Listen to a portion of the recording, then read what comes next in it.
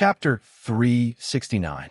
When Yu heard the song, his furrowed brows gradually relaxed, and his expression became peaceful. How can she sing? Yoonjioga looked at Yi Yoonji in shock. Wasn't her soul destroyed? She's a zombie. What's so strange about her singing? Some powerful zombies can even use sound wave attacks to kill without leaving a trace, Zishang said calmly. All right. Yoonjioga admitted that she was being too surprised. She lowered her head to observe Yi Yu's pale face. After a while, she looked up and asked Zishang, Yi Yoonji has a physique. Is Yi Yu the same? No, he just has a pure martial practitioner physique. Zishang shook his head. That's good. Yoonjioga sighed. In the past, she thought that people with special physiques were lucky. Now she knew that treasuring a jade ring was a crime. If one couldn't protect themselves, they would only become meat on the chopping board of the strong.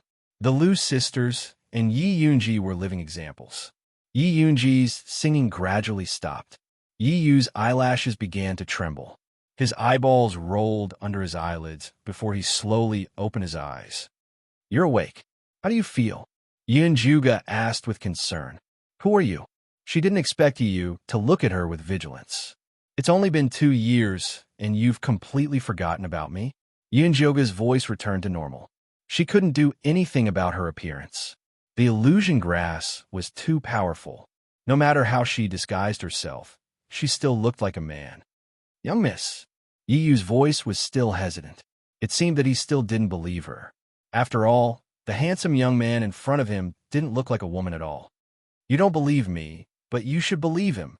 Yoonjioga pointed at Zishang, who was leaning against the tree and acting cool. Although Zishang was still in his gray hair and eyes, his powerful aura was unparalleled. Yi Yu was completely relieved. He smiled at Yoonjioga and said, I didn't expect you to come back so soon. 2 years. I think you've been living too long. Thinking of this, Yoonjioga hurriedly asked, What the hell is that Shadowland? You almost died there. It's a sacred place for cultivation in our tribe. Yi Yu scratched his head and said somewhat embarrassedly, However, only after becoming a spirit master can one enter to cultivate. It has already been 50 years since anyone from our clan has entered. You're really not afraid of death. Yoonjioga remembered that when they separated, Yi Yu was only an intermediate spiritualist, which was equivalent to the 5th stage of Qi refinement.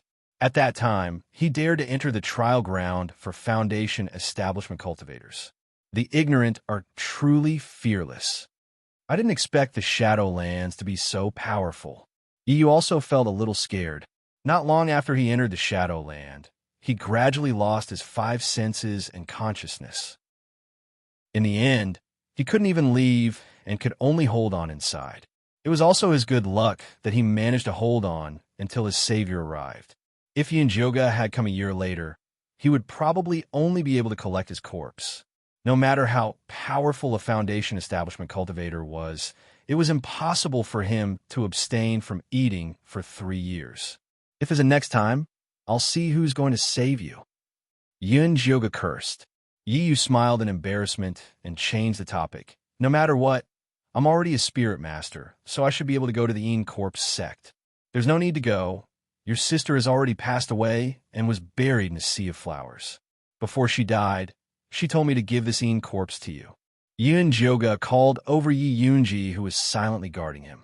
A sea of flowers. Yi didn't feel the pain and excitement that Yoonjioga imagined. He just stared blankly at the ugly Corpse with a head full of white hair. That's right. Yoonjioga carefully looked at Yi Yu. Could it be that he discovered something? Just now I dreamt that my sister came to say goodbye to me. She left very peacefully and told me not to be sad for her and to live a good life. Yi revealed a smile. He didn't mind the ugly appearance of the Corpse in front of him. Instead, he very gently stroked her white hair and said softly, In the future, I'll call you Xiaoji. Yoonjioga let out a sigh of relief and handed him the corpse refining bag. In the future, treat her well, and she will protect you for a lifetime. Many thanks. Yi took the corpse refining bag and put Xiaoji in according to Yoonjioga's instructions. When you're better, help me do something. Help Mother Qing, Jinju Yudi, and Olva. Yoonjioga simply explained the current situation. You want to disband the Yun family? Yi was shocked. Wherever I am, the Yun family will be there. Now that it only exists in name, it's better to disband it so they don't have to think about it anymore. Yun Jioga made her decision. Yi Yuxuan and the others were dead. Yi Rui had left, and her grandfather was still missing. Her grudges in the Thunder Country had already disappeared. So this was it. All right, I'll definitely help you. Yi Yu solemnly nodded. You'll be free from now on. The contract she signed with Yi Yu before was now invalid. I've always been free. Yi Yu smiled. The young miss had never ordered him to do anything, so he was indeed very free. That's good. Live the life you want from now on. Yun Jioga replied with a smile. I won't be saying goodbye to them. Tell them to take care of themselves for me. There was no need to scare them in her current state. I will. Yi Yu nodded again. Goodbye. Yun Jioga waved her hand and went on her way in a carefree manner. She still had a long way to go. As long as Yi Yu and the others continued to cultivate, they would have a chance to meet again. Yi Yu looked at Yun Jioga's gradually disappearing figure, but he didn't feel sad at all. Although the young miss didn't need him now, he wouldn't slack off. He had to continue cultivating. I'll go to the 100,000 Mountains to find Luo Tian and Junichen. I wonder how they're doing now. But before that, I still have to complete the task that the young miss gave me. Yi Yu's return to Shangjing as a spirit master shocked the entire Thunder Country. Although there were a few spirit masters in the Thunder Country, they were all old men and women. There weren't many as young as him, so he definitely had a bright future. Empress, she also sent someone to contact him. She wanted to meet him in person and try to rope him in. Yi Yu only sent a sentence to Empress Shi. I'm not interested in people who bite the hand that feeds them and burn their bridges. Empress Shi didn't dare to say anything. Not long after, Mother Qing disappeared from the palace and appeared in her hometown in Suzhou, thousands of miles away. She was conferred the title of matriarch by her niece and nephew. Elder Hua, who was patrolling the shops outside, officially resigned from his position as the old butler of the Yun family. He established a small martial arts school in his hometown and took in a few good disciples. Yu Dai originally wanted to marry Yu Dai as a concubine, but she said she couldn't match her status. She personally came to apologize and returned the slave contract. Yu Dai tore the slave contract and found a small shop in Alchemy City with Hua Dai's spirit tablet. She started a medicine business, specializing in bone-opening medicine. Her business grew bigger and bigger. Jinju got rid of her slave status and returned to her hometown. She married her childhood sweetheart and bought a dozen acres of fertile land, becoming a local tycoon. When Mother Qing and the others were properly settled, Yun Jioga had already set off for the Central Plains. Chapter 370. Yun Jioga sped along the way, traversing mountains and ridges. Finally, after 5 days, he arrived at the middle ground. She still maintained the appearance of a young man, with the sword pellet that Bailey Mayun had given her hanging on her waist and a spirit sword on her back. She completely looked like a young sword cultivator who had descended to the mortal world to gain experience. The Central Plains did not have many things, but it had the most robberies. A newbie like Yun Jioga was simply a fat sheep sent to their doorstep. Unfortunately, this little fat sheep had a ferocious shepherd, and all the robbers were killed by Zishang.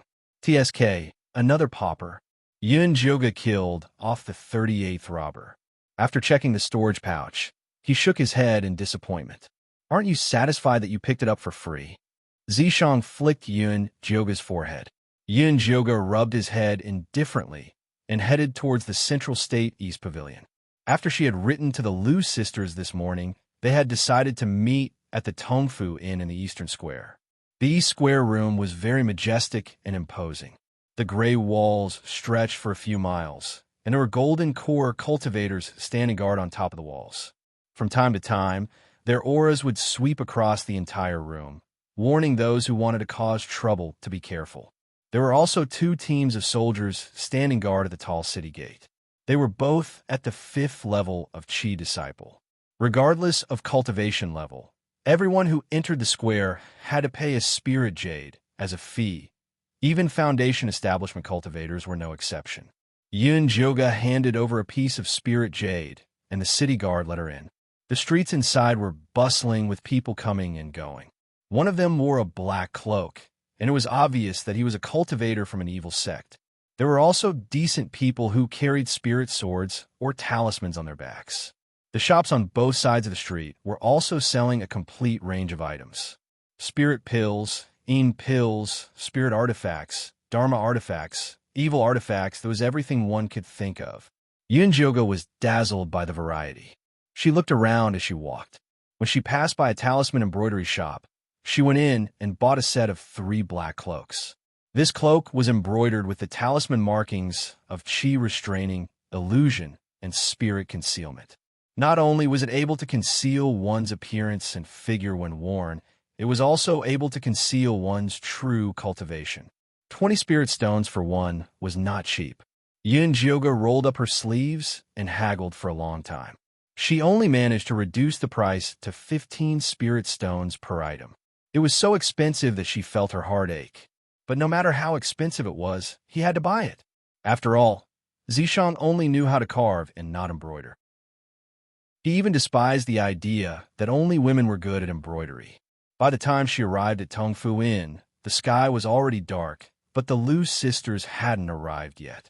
"How much is the accommodation?" Yunjoga asked the stout innkeeper. 3 spirit stones per night for the upper room, 2 spirit stones for the middle room, and 1 spirit stone for the lower room. The short and fat shopkeeper said, without raising his head, while counting the golden abacus in his hand. "So expensive?" Yunjoga frowned. Along the way, she had also stayed in inns, and the best room was only 500 spirit jades a night. However, the superior room here was actually 3,000 spirit jades. This was daylight robbery. "Dear customer, our superior room here is very rich in spirit chi, which is very convenient for cultivation. Moreover, recently our central continent has been very short on housing, and now there are only a few rooms left. If you don't hurry up and book a room, I'm afraid there won't be any room left." The innkeeper raised his head and looked at Yunjoga, revealing a meaningful smile. "It is very dangerous for us in the central state not to stay in an inn at night." Yunjoga was not afraid of danger, but she was afraid of missing the Lu sisters. However, there were indeed many people in this inn, and the lobby downstairs was basically full. "All right, give me a middle room." Fortunately, she had robbed quite a few people on her way here, or else she really couldn't afford to stay here. "All right, a middle room. Dear customer, do you want to eat downstairs or in the guest room? Our inn's spiritual cuisine is also very good." The innkeeper's attitude was much warmer. "Downstairs, then." Yunjoga's gaze swept across the crowded lobby. This was a good place to obtain information. "All right, little Lin, take this customer to the 7th middle room." The innkeeper gave Yunjoga a token and had the inn's waiter take her upstairs. This middle room was quite spacious, and the furnishings were very clean and tidy. There were even a few water spirit flowers in the corner, and the faint spirit chi in the air was not bad. However, it was not good for cultivation. Yunjoga was not in a hurry to go downstairs. Instead, she sent a message to the Lu sisters, saying that she was staying in the 7th middle room. The Lu sisters quickly replied, saying that they would be back in an hour. Yunjoga put down the communication talisman and asked Zishang, who was sitting at the table drinking tea, "Are there any dangerous people in this inn?" "For a small shrimp like you, every one of them is dangerous," Zishang said plainly. It wasn't that he looked down on Yunjoga, but chi refinement cultivators like her, who came out alone, had all died on the way. "Don't I have you?" Yunjoga giggled and hugged Zishang's shoulder. During this period of time, Zishang's personality had changed, and he no longer flirted with Yunjoga. His personality was much more mature, and Yunjoga began to call him brother. She was getting more and more used to her identity as a man. There are many foundation establishment cultivators downstairs, and they have a few chi refinement disciples with them. Take a closer look later, you might be able to see something. Zishang put down his teacup and began to advise Yunjoga. "I'll go down now."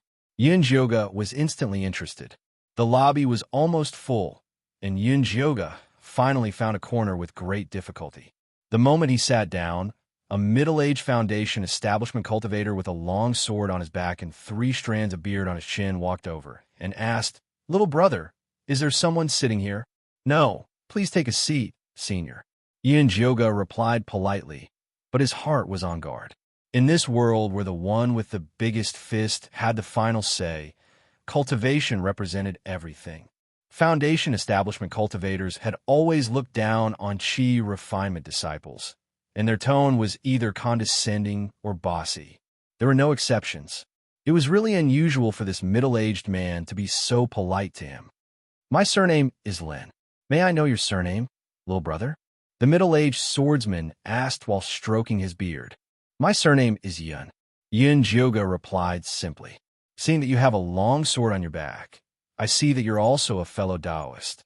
The middle-aged swordsman and Yoga exchanged a few words, and then pretended to ask casually, "The rent here isn't cheap. It's a bit of a waste for little brother to live alone. I have 2 friends who will come over later." Yoga said, "Oh, are they also sword cultivators?" "No." Yoga shook his head. "Little brother, don't be nervous. I mean no harm. It's just that when we're outside, we must unite as fellow Taoists." The middle-aged swordsman said a bunch of nonsense again, and then got to the point, "I have an errand here that requires chi refinement disciples' help. I wonder if little brother is interested." "Oh, what errand is it?" Yoga raised his eyebrows and asked, "Do you see those chi refinement cultivators?" The swordsman in the middle signaled Yoga to look at the lobby with his eyes. "Here comes the meat show." Yoga perked up and quickly asked, "I see them. I didn't expect so many seniors to bring their juniors here to cultivate. Is there something special happening here?" Chapter 371. Little brother, you are indeed smart. Actually, we found a ruin near the Middle Continent, but only chi refinement stage cultivators can enter. Are you interested in working with us? The middle-aged cultivator asked. Middle Continent ruins? Yoga's pupil shrank. He didn't know if this ruin was the same as the one the Lu sisters were talking about. If it was the same mystic realm, then wouldn't they have come here for nothing? Little brother, you've heard of the Middle Continent ruins? The middle-aged sword cultivator raised his eyebrows. No, I just feel that it's a little strange. Since this ruin is so important, why didn't the cultivators of the Middle Continent Alliance come out to organize it? Instead, they sent us rogue cultivators? The Middle Continent was a fat piece of meat that was split between the righteous and evil sections. Naturally, the Middle Continent Alliance also sent people out. However, this ruin is too big. They can't take all of it, so they let us take advantage of it. I still have a few spots here. If you're interested, I can sign a contract with you. You just have to split the loot with me, the middle-aged cultivator said patiently. I'll have to discuss this with my companions, Yoga said with a troubled expression. All right, then I'll wait for your good news. The middle-aged sword cultivator left a communication talisman and left. Yoga kept the talisman. He didn't want to stay any longer, so he went upstairs and returned to the house. How did this ruin become known to everyone? Yoga was very annoyed. We'll know when those 2 girls come back. Zishang wasn't in a hurry. Yoga looked at the time. It wasn't long now. A moment later, there was a knock on the door. Who is it? Yoga asked. It's me. Lu Mei-er's voice sounded. Yoga opened the door and was instantly shocked. He saw 2 dark-skinned, pockmarked, squinting eyes, bulbous noses, sausage mouths, and skinny women standing at the door. They were so ugly that it would make one nauseous. They were the Lu sisters. However, what surprised Yoga the most was the handsome man in black standing behind them. It was actually Wanli Mingxian. How did you guys end up together? Yoga cried out. Junior brother Yunjio, you've misunderstood. There's nothing going on between me and junior sister Lu. Wanli Mingxian hurriedly waved his hand. Even though he was an evil cultivator, he still cared about his reputation. Senior brother Wanli doesn't like us small fries. Lu Tianer touched the pockmarks on her face and winked at Wanli Mingxian. The falling flowers yearn for love, but the heartless brook is heartless. Lu Mei-er pouted. She seemed to be very familiar with Wanli Mingxian. Indeed, a woman's heart was like a needle at the bottom of the sea. Who could have guessed that a dozen or so days ago, the two sisters had looked like they could not wait to kill Wanli Mingxian? Junior sister Lu really likes to joke. Wanli Mingxian displayed a very reserved appearance in the face of the Lu sisters' teasing. Let's talk inside. Yun Juga waved his hand. After the two sisters entered the house, they sat in front of Wanli Mingxian and told him how they met. It turned out that when the two sisters came over, they accidentally provoked a middle-stage foundation establishment cultivator. When they were fleeing for their lives, Wanli Mingxian had saved them. Only then did they travel together. It's all thanks to senior brother Wanli's care.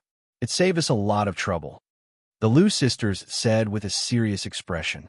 Junior sister Lu is too kind. Wanli Mingxian shook his head. We'll talk about this later. Have you heard about the Middle Continent ruins? Yun Jioga told them about how he was recruited downstairs. Then, he placed the communication talisman left behind by the middle-aged cultivator on the table and said, "There must be something fishy about this." Not long after we arrived at the Middle Continent, we heard that the ruins had already been discovered. The Middle Continent Alliance gathered many Foundation establishment cultivators and gave each of them 3 spots. They required at least 3 Qi condensation cultivators to be allowed to enter the secret realm. Senior brother Wanli has already received the token. When the Lu sisters found out about this, they were also dumbfounded. Fortunately, Wanli Mingxian was there. Otherwise, they would have to return empty-handed. 3 years ago, I heard that the Middle Continent ruins would be open this year. Junior sister Lu's father also received the news at that time. It's very likely that the Middle Continent Alliance had already started making arrangements 3 years ago. Wanli Mingxian also analyzed the situation. Yun Joga's fingers could not help but lightly tap the table. It was very obvious that the news of the ruins had been deliberately released by the Middle Continent Alliance. Why do they need so many Foundation establishment cultivators and Qi condensation cultivators? Senior brother Yunjio, are we still going to stay here? Although the Lu sisters were very close to Wanli Mingxian, they still trusted Yun Jioga the most. If Yun Jioga said he wanted to leave, they definitely would not stay. What do you think, brother Wanli? Yun Jioga looked at Wanli Mingxian. Cultivators like us fight against the heavens and humans. The opportunity is right in front of me. I won't retreat so easily. Wanli Mingxian shook his head. He still owed a huge debt and was just waiting for this opportunity to make a fortune. But that middle-aged cultivator just said that you Foundation establishment cultivators can't enter, Yun Jioga said. Listen to his bullshit. Wanli Mingxian had a look of disdain.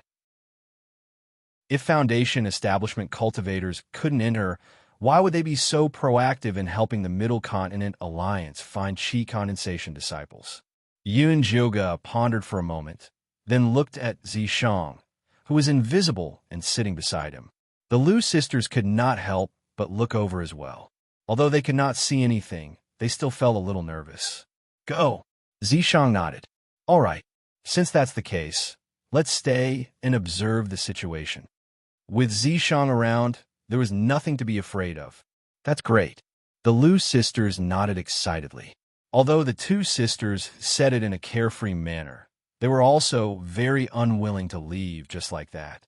The Middle Continent Alliance will be organized in 3 days. When the time comes, you just have to follow me to participate. Wanli Mingxian had already asked around. He felt that he was very lucky to be able to meet these 3 people.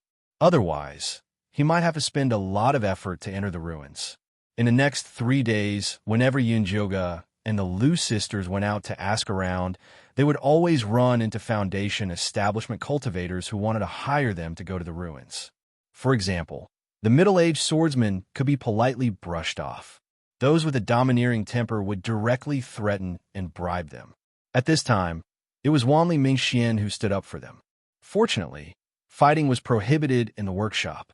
Otherwise, many lives would have been lost. Apart from asking around, the 3 of them also went to the Middle Continent workshop to search for treasures. Many cultivators would set up stalls at the free market in the west of the Middle Continent after robbing or picking up things that they did not want. It was much cheaper than in the Ziyun workshop. Of course, there were always fakes when searching for treasures. However, Yoga had extraordinary eyesight, so he could always tell whether a treasure was real or fake. For example, the coral earrings that Lu Mei was holding were said to have been worn by a succubus before. They could increase one's charm ability. Chapter 372. This coral is fake. It's just an ordinary spiritual coral. 50 spirit stones is simply a scam. Yoga ignored the ugly expression of the stall owner and pulled the reluctant Lu Mei away. Walking to a stall with a pile of accessories, Yoga squatted down and started a search. In the end, he picked up a purple veil embroidered with cloud patterns and said to Lu Mei, "This is more suitable for you." This veil could automatically produce cloud chi. Apart from nourishing the skin, it could also block all kinds of chi from invading. More importantly, it was several times cheaper than earrings. It could be bought for only 50 spirit stones. It was practically free. Okay, I want this. Lu Mei trusted Yoga's taste. What about me? Lu Tian pouted. This one. Yoga picked up a red sandalwood hairpin. Not only could it moisturize black hair and keep it clean, it could also form a protective cover to protect the head in times of danger. Although the function was a bit useless, the price of 50 spirit stones was a huge profit. Lu Tian was also very satisfied with this hairpin. Compared to buying a good thing, she was happier that she got a big bargain. Yoga's eyes swept around and was attracted by a pair of worn-out black wings. It looked very similar to the pair of flying magic tools she saw in the Thousand Treasure Tower. However, the quality was slightly better. She was now at the 7th level of Chi Disciple and could already fly with magic tools. However, the speed of the bone spur was very slow and was far worse than a flying magic tool. This is a rank 3 batwing. It was refined from the bones of a wind bat. Now, it's selling at a loss for only 300 spirit stones. The stall owner enthusiastically called out. A few of these bat bones are broken. Moreover, more than half of the runic patterns on it have been erased. Can it still be used? Yoga picked it up and looked at it carefully. Of course it can be used. If it was complete, it could be sold for at least 700 spirit stones. It's already a big loss for me to charge you 300 spirit stones. The stall owner said with a pained expression. Please, a flying magic tool that can be sold for 700 spirit stones is just refined. How can this broken thing that you picked up from God knows where compare? That's right. You still have a nerve to sell it for 300 spirit stones. I think it's worth 50 spirit stones at most. The Lu sisters also rolled up their sleeves and joined in the haggling. After a fierce battle of words, Yoga finally bought the pair of bat wings for 150 spirit stones. The Lu sisters also took a fancy to the veil and the wooden hairpin as extras. When Yoga returned to the inn, she went to ask Zishang to help her repair the runes on the bat stinger. Collecting junk all day long, and you still have the nerve to ask me for help? Although Zishang scolded her, he still helped her complete the runes in the end. Yoga secretly tried it out, and it was very effective. In just a moment, it could fly 10 miles away. It was definitely a life-saving treasure. In the blink of an eye, it was time for the central state to assemble. These are for you. Yoga gave the Lu sisters each one of the black cloaks he had bought. It's too expensive. Lu Mei refused again and again. They had spent a lot of money on this journey, so they didn't have any more money to buy these things. This is for you. You don't have to pay for it. Yoga already knew that the Lu sisters were poor. Thank you, senior brother. Senior brother is really a good person. The Lu sisters immediately received it excitedly and began to study the runes on it. Wow, this can adjust the body shape. I want to adjust into a muscular man. Lu Tian immediately began to adjust, and the black cloak immediately became longer and wider. Use it wisely. This is not cheap. Yoga still couldn't help but say a few words. I originally wanted to buy it at the Myriad Treasure Tower, but that place is too black-hearted. It wasn't easy to get it from a small store. So black-hearted. Then let's not go there in the future. The Lu sisters and Yoga shared a common enemy. The Myriad Treasure Tower's young master touched his nose and hurriedly changed the topic. It's getting late. Let's hurry over. let's go. Yunjioga and the Lu sisters put on the cloaks and transformed into three muscular men. They followed behind Wan Mingxian, and they looked to be half a head taller than him. Cough, cough. Wan Mingxian couldn't help but cough twice before saying, seriously, we still need to verify our cultivation when we go over later. We can't wear this cloak now. Let's keep it until we enter the ruins. All right. The Lu sisters reluctantly took off the cloaks, but they still kept the disguise of ugly women on their faces. It's best not to keep the disguise. Wan Mingxian had a troubled expression, although the gathering order didn't say it very clearly. Such a simple disguise could still be easily picked apart. No, there's so many bad people there. What if they covet our beauty? The Lu sisters refused to show their true faces. But your looks are too fake. Wan Mingxian was helpless. Even his toes could see that it was fake. Come, come, come. I'll help you change it. Changing her appearance was simply a piece of cake for Yunjioga. She took off the Lu sisters' coarse disguise, took out some medicinal liquid, and smeared it on. Then, she changed her clothes and immediately transformed. Not bad. Wan Mingxian took a look and nodded in agreement. It's very unique in its ugliness. Lu Mei's skin was slightly dark. She had thick eyebrows, small eyes, a flat nose, a big mouth, and a square chin. When she smiled, she revealed a mouth full of yellow teeth. Lu Tian's eyebrows were sparse, and the distance between her eyes was very wide. When she smiled, she looked like an infatuated fool. The two sisters threw flirtatious glances at Wan Mingxian at the same time. Let's go, let's go. Wan Mingxian didn't dare to look anymore. He turned around and ran out the door. The Middle Ground Ruins was a wasteland 100 miles away from the workshop. At this time, a simple and crude yellow city had already been built on the wasteland, enclosing the entire ruins. Groups of soldiers patrolled on top of the mud walls. The leaders were all middle-stage Foundation establishment cultivators. The security was even tighter than the workshop. The guard was an early-stage Foundation establishment cultivator. He had a long, thin face, small eyes, and a small mustache above his lips. He took Wan Mingxian's pass and examined it carefully. Then, he looked behind him and said, "Only these three?" "Yes, senior." The Lu sisters immediately winked at him. The small mustache's face twitched. He hurriedly looked away and said to a soldier beside him, "Bring them in." "Yes." A soldier at the third level of Qi condensation led Yunjioga and the others inside. They followed the yellow walkway and turned a few corners before arriving at an open space. They were surrounded by mud walls that were 20 feet tall. Below their feet was a brown land overgrown with weeds. Not far away, there was an earthy yellow platform. On it, there were 3 large flags of the Central Ground Alliance with a black background and a red heart. 6 Foundation establishment cultivators wearing black masks guarded the platform. There were already 5 Foundation establishment cultivators gathered in the open space. Behind each of them were 3 Qi condensation cultivators. The middle-aged sword cultivator who contacted Yunjioga a few days ago was also there. When he saw her from afar, he nodded at her.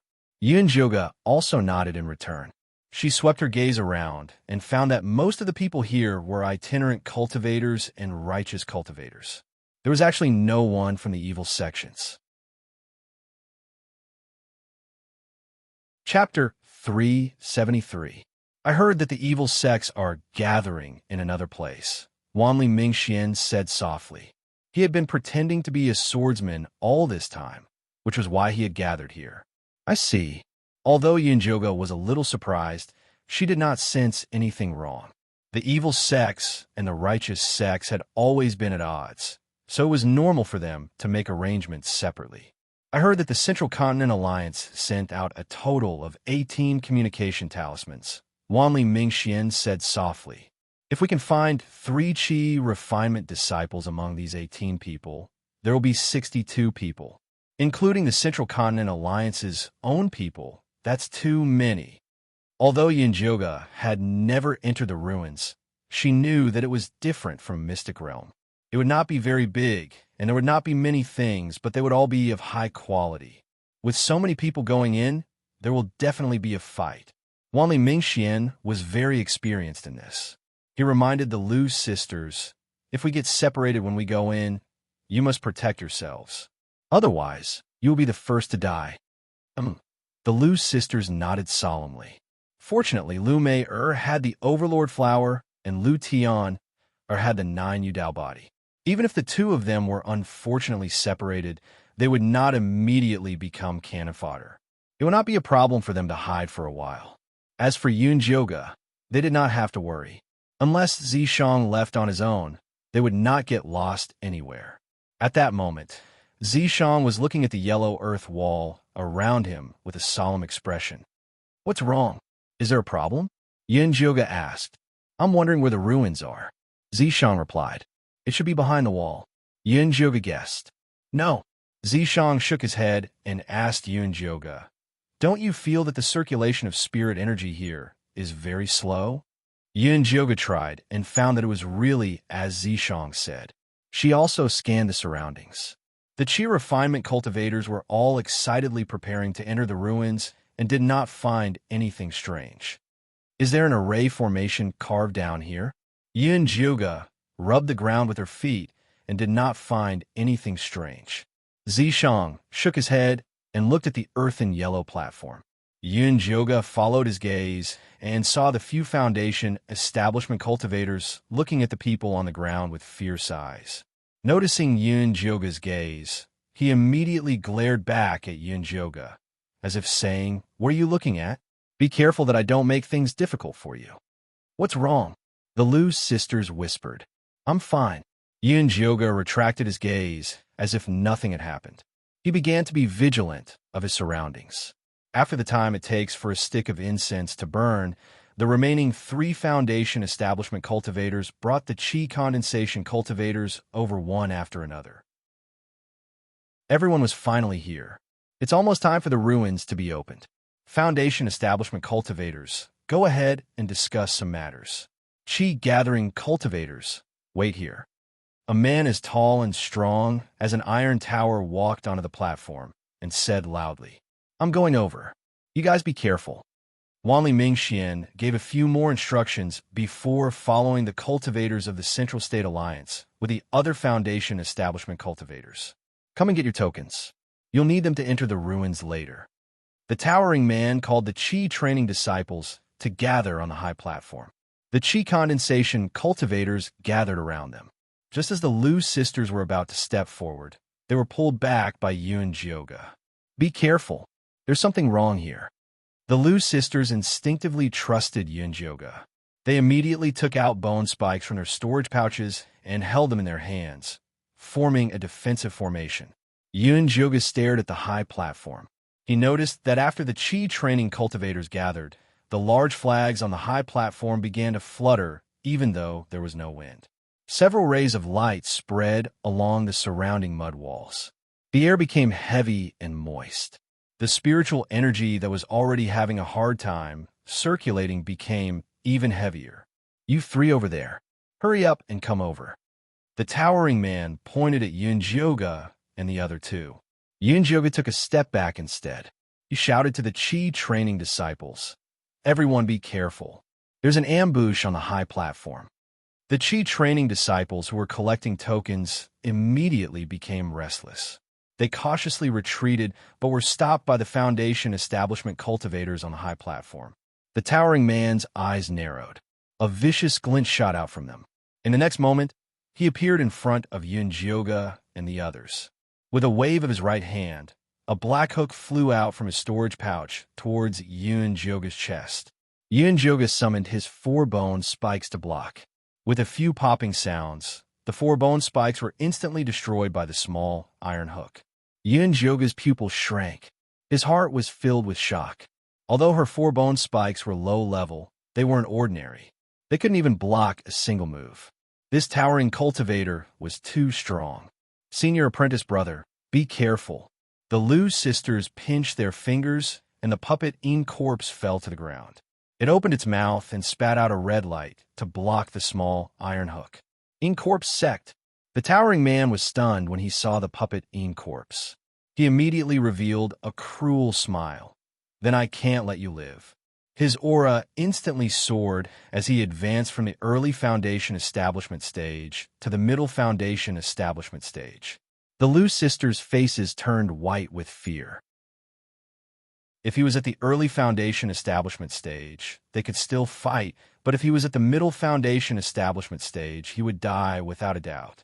Yin Jioga looked at Zishang and saw him looking at the high platform with a serious expression. At some unknown time, the large flag on the high platform flew into the air and turned into a giant black light screen that covered all the Qi training disciples. The light screen was filled with a black and red fog. The Qi training disciples that were touched by the fog let out pitiful cries as they exploded like fireworks and turned into a blood mist. The surrounding tall, earthen walls instantly collapsed, revealing the blood-red runes within. Waves of red light spread out like a tide. Yin Jioga was shocked to find that they were already at the center of the ruins. This high platform was using the flesh and blood of the Qi training cultivators to open the exit of the ruins. The earth shook and a palace rose from the center of the earth. The black and red fog completely covered the palace. Without a special token from the Central State Alliance, it was impossible to safely pass through this fog. The towering cultivator was a bit anxious. The ruins had already appeared, and if he couldn't make it in time, it would be a big loss. He had to quickly kill these 3 ants in front of him. He quickly increased his attacks, and the iron hook released a life-chasing black Qi.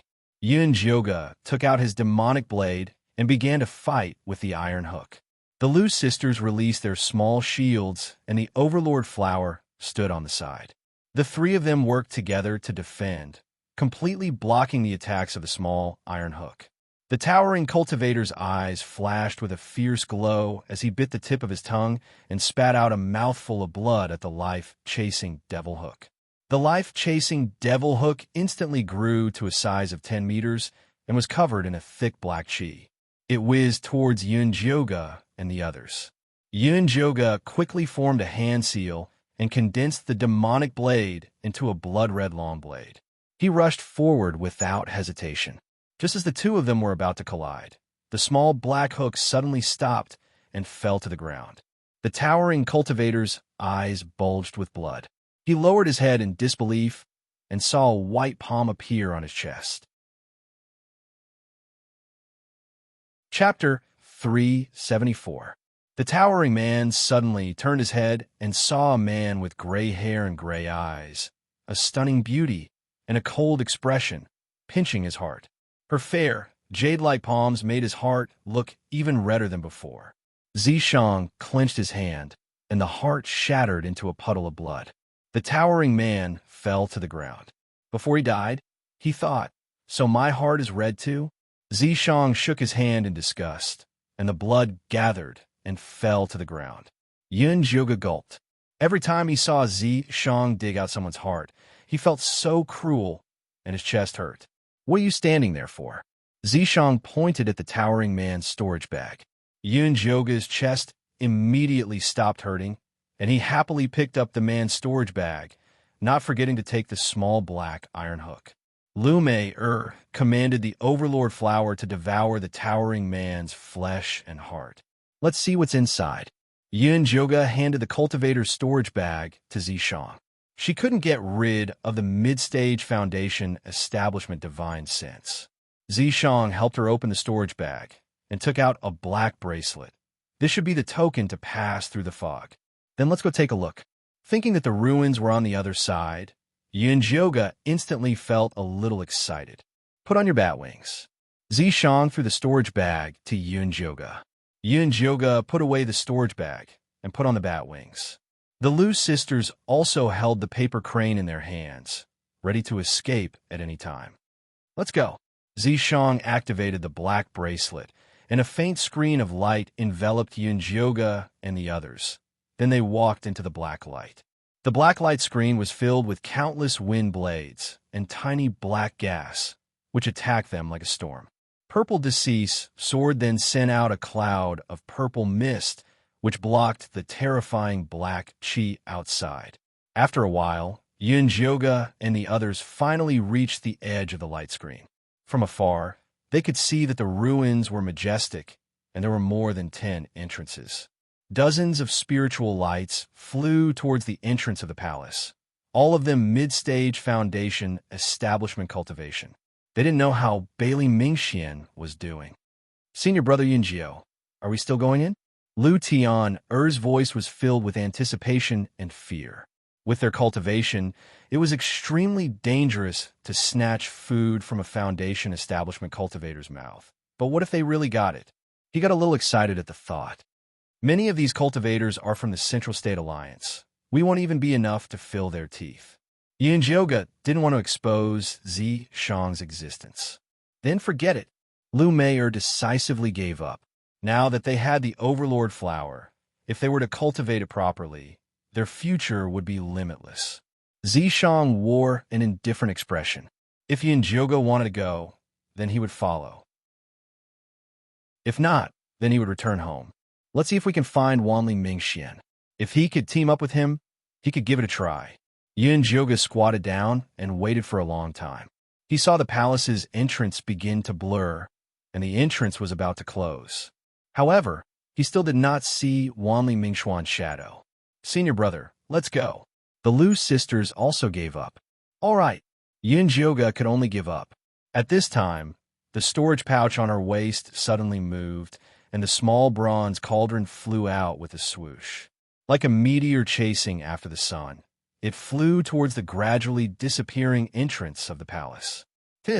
Yunjioga subconsciously activated his bat wings, transforming into a shooting star as he charged into the cauldron. Senior martial brother. Seeing this, the Lu sisters gritted their teeth and released their paper cranes to follow him in. They really know how to cause trouble. Zishang frowned. His figure was even faster than the Lu sisters, and he instantly passed through the entrance of the palace. The entrance was filled with confusion.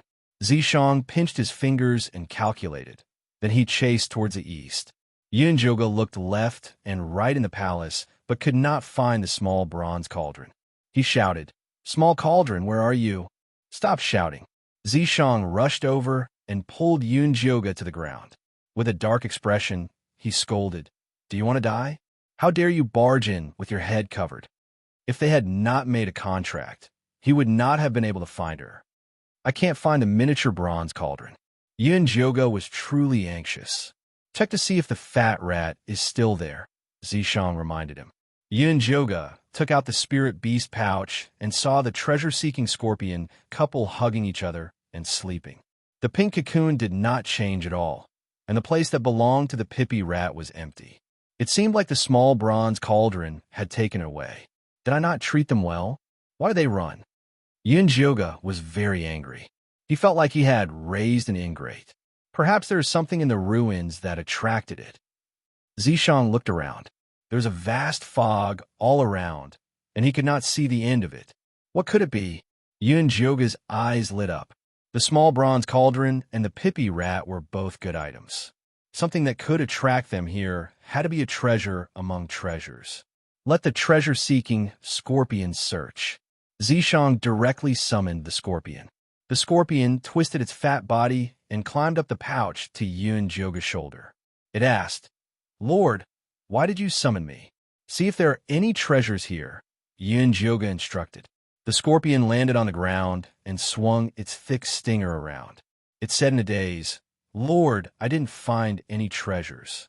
The spiritual chi here seems to be blocked by something." Treasures really aren't that easy to get. Yunjioga was not discouraged. After summoning the scorpion back, she remembered something. All right, where are the Lu sisters? She had been in a hurry to run and had forgotten to greet the two sisters. They were probably anxious now. They flew in with you. Zishang had been focused on chasing after Yunjioga and was not in the mood to take care of the two sisters. Then let's go find them first. This ruins was so strange, and there were so many enemies. If there was no one to protect them, the Lu sisters would be in great danger. Right west. Zishang had vaguely seen the Lu sisters teleport in that direction. Yunjioga flapped her wings and flew west with Zishang. After flying for a while, the fog in front of them gradually dissipated, and a small village appeared out of nowhere. Straw huts were scattered at the front and back of the village. Skinny Dog was lying in front of the door with its tongue hanging out. A few old cows were pulling pears in the fields. The faces of the farmers were full of worries, and their clothes were also covered with patches. One look, and you could tell that they were from an extremely poor family. The crops in the fields were sparse and dry, indicating that it was not the harvest season this year. An old woman with gray temples and a face full of hardships was sitting by the side of the field, wiping away her tears. She looked very sad. The scene in front of her was too real. For a moment, Yunjioga felt like she had come to the wrong place. This is an illusion. Zishang saw through it with a glance. Let's go down and take a look. Yunjioga believed that this illusion would not appear for no reason. Chapter 375. Yunjioga pulled Zishang to the ground and walked towards the old woman who was wiping away her tears. He asked, "Annie, what is this place? Why are you crying out of nowhere?" "Our village is called Stone Village. Today, the land is dry, and our crops can't survive. My old man is sick, so I can only sell my daughter to Lu Yuanwai in town to be his second wife. I got 10 taels of silver. I'm so sorry," the old woman said while crying. "Does Lu Yuanwai not treat your daughter well?" Yunjioga asked again. "That Lu Yuanwai is not a local. 8 years ago, he brought his 2 newborn sons to Jiushi town. Not long after, he married the daughter of a small family in town. That family's daughter died not long after the wedding. I heard that her corpse was eaten by a wild beast. Half a year later, Lu Yuanwai married a new wife, but she also died not long after. It was said that she fell into the mountains and her corpse disappeared. The people in town said that he was a wife killer and no good family was willing to marry their daughter to him. He went to the poor families in the village to buy their daughters and married 5 more in a row. All of them died, and their corpses could not be found. My daughter, Lotus, was the 8th. I was afraid that she would also die if she married him." The old woman cried pitifully. "Since you know that Lu Yuanwai is not a good person, why did you still marry your daughter to him?" A person who pushed his daughter into a pit of fire for 10 taels of silver was not worthy of sympathy. I didn't know it was like this at the time. I only heard about it from the peddler later. I quickly took the remaining 5 taels of silver and wanted to bring my daughter back. I could return the money later, but the 5 taels of silver were stolen by the robbers. Without money, Lu Yuanwai refused to let my daughter go. My daughter resented me and didn't even want to see him. What a sin. The old woman cried even harder. Your daughter didn't want to come back. Could it be that Lu Yuanwai used your life to threaten her? This was a trick that bad people often used. That must be the case. Young master, I see that you are kind. Please save my daughter. The old woman knelt down and was about to beg. Auntie, don't be like this. Please get up. Yunjioga quickly supported the old woman and comforted her. I will go to town and help you, but I'm afraid that Lotus won't believe us. Do you have a keepsake for us? Yes. The old woman tremblingly took out a red headband from her patch pocket and said, This is what Lotus likes to wear before she gets married. She'll believe you the moment she sees this. Yunjioga took the red rope and asked for directions to the town. He comforted the old woman and left her 10 taels of silver for her to treat her husband's illness. Little Gongzi is such a good person. The old lady was so moved that she took out a silver lotus hairpin and said, This is what my daughter gave me when I visited her last time. I don't need it now, so you can go back and give it to her. If she doesn't want to come back and wants to live with Lu Yuanwai, then let her think more about herself and save more money. It's all because I'm useless as a mother. I didn't even prepare a dowry for her. The aunt cried again as she spoke. Don't worry, Ani. I will deliver your message. Yunjioga took the silver hairpin and left Stone Village, heading towards town. It's just an illusion. You are quite serious. Zishang saw that Yunjioga looked like he was having a good time. That old woman is really worried about her daughter. As long as the feelings were real, even an illusion was worth helping. Where did you get the 10 taels of silver? Zishang asked. I was afraid that I wouldn't be able to find change for the spiritual jade when I went to Thunder Country, so I prepared it. I still have a lot of gold and silver jewelry in my storage bag. Do you want to spend some? Yunjoga asked with a smile. Keep it to redeem your lotus. Zishang was obviously playing with Yunjoga. The two of them walked for a while and arrived at Joshi Town.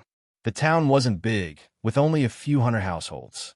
It was called Joshi Town because there was a small stream that flowed through the town and made 9 turns. Yunjoga found a small tea house. After ordering tea, he asked the skinny waiter about Lu Yuanwei. The waiter's situation was similar to the old woman's. Lu Yuanwei did have a reputation for cursing his wife. However, he was a very good person. He built bridges and paved roads. He gave money everywhere. He was a very kind person. Yunjoga asked about Lu Yuanwei's new wife, Lotus. The skinny waiter said that Lu Yuanwei loved his new wife very much. Not only did he often bring her out for meals, but he also bought the best clothes and jewelry. What's the point of asking them? We can just go and find her. Zishang really didn't blame Yunjoga for dilly-dallying. Then let's go now. Yunjoga brought Zishang to Lu Yuanwei's house. Lu Yuanwei was about 40 years old. He had a pale face and a kind face. He looked like a good person. When he found out that Yunjoga was Lotus' relative, he not only warmly received them, but also called Lotus out. Lotus was beautiful. She wore a brand new lotus-colored satin dress. She was so thin that a gust of wind could blow her away. When she saw the red headband that Yunjoga brought, she only said a few words. Mother worries too much. I'm living well here. My husband treats me very well too. Please tell her not to worry too much when you go back. Come on, what's so good about being so thin? Yunjoga believed that Lotus wouldn't have looked so skinny in the past. How could she do farm work without daring? However, when she saw Lu Yuanwei's smiling face, she didn't say much and could only say goodbye. As soon as they left, Yunjoga asked Zishang, "Did you see anything? I saw that this is all an illusion." Zishang looked bored. It seemed like it was all an illusion. What did he find? This illusion is definitely not that simple. Let's go and continue looking for clues. Yunjoga dragged Zishang around the town. After asking around, they found some clues. First, Lu Yuanwei brought back 2 babies 8 years ago. However, after 8 years, the people in town never saw Lu Yuanwei with the babies. Second, every wife of Lu Yuanwei had nightmares not long after they got married. They said that there was a big monster and 2 small monsters haunting them. The last point made Yunjoga feel strange. The people in town were all as thin as Lotus. This coincidence was too strange. This Lu Yuanwei is either a mountain spirit or a ghost. Yunjoga finally came to a conclusion after careful speculation. If we want him to show himself, we have to meet certain conditions. Zishang finally became a little more spirited. Let's go ask Lotus tonight. During the day, Lu Yuanwei was always by Lotus's side. Even if she had something to say, she didn't dare to say it. If she doesn't want to leave, just knock her out and take her away. In the end, Zishang still liked to use violence to solve problems. Chapter 376. The night was dark, and the town was extremely quiet. Only the occasional barking of a dog could be heard. Yunjoga and Zishang sneaked into Squire Lu's residence.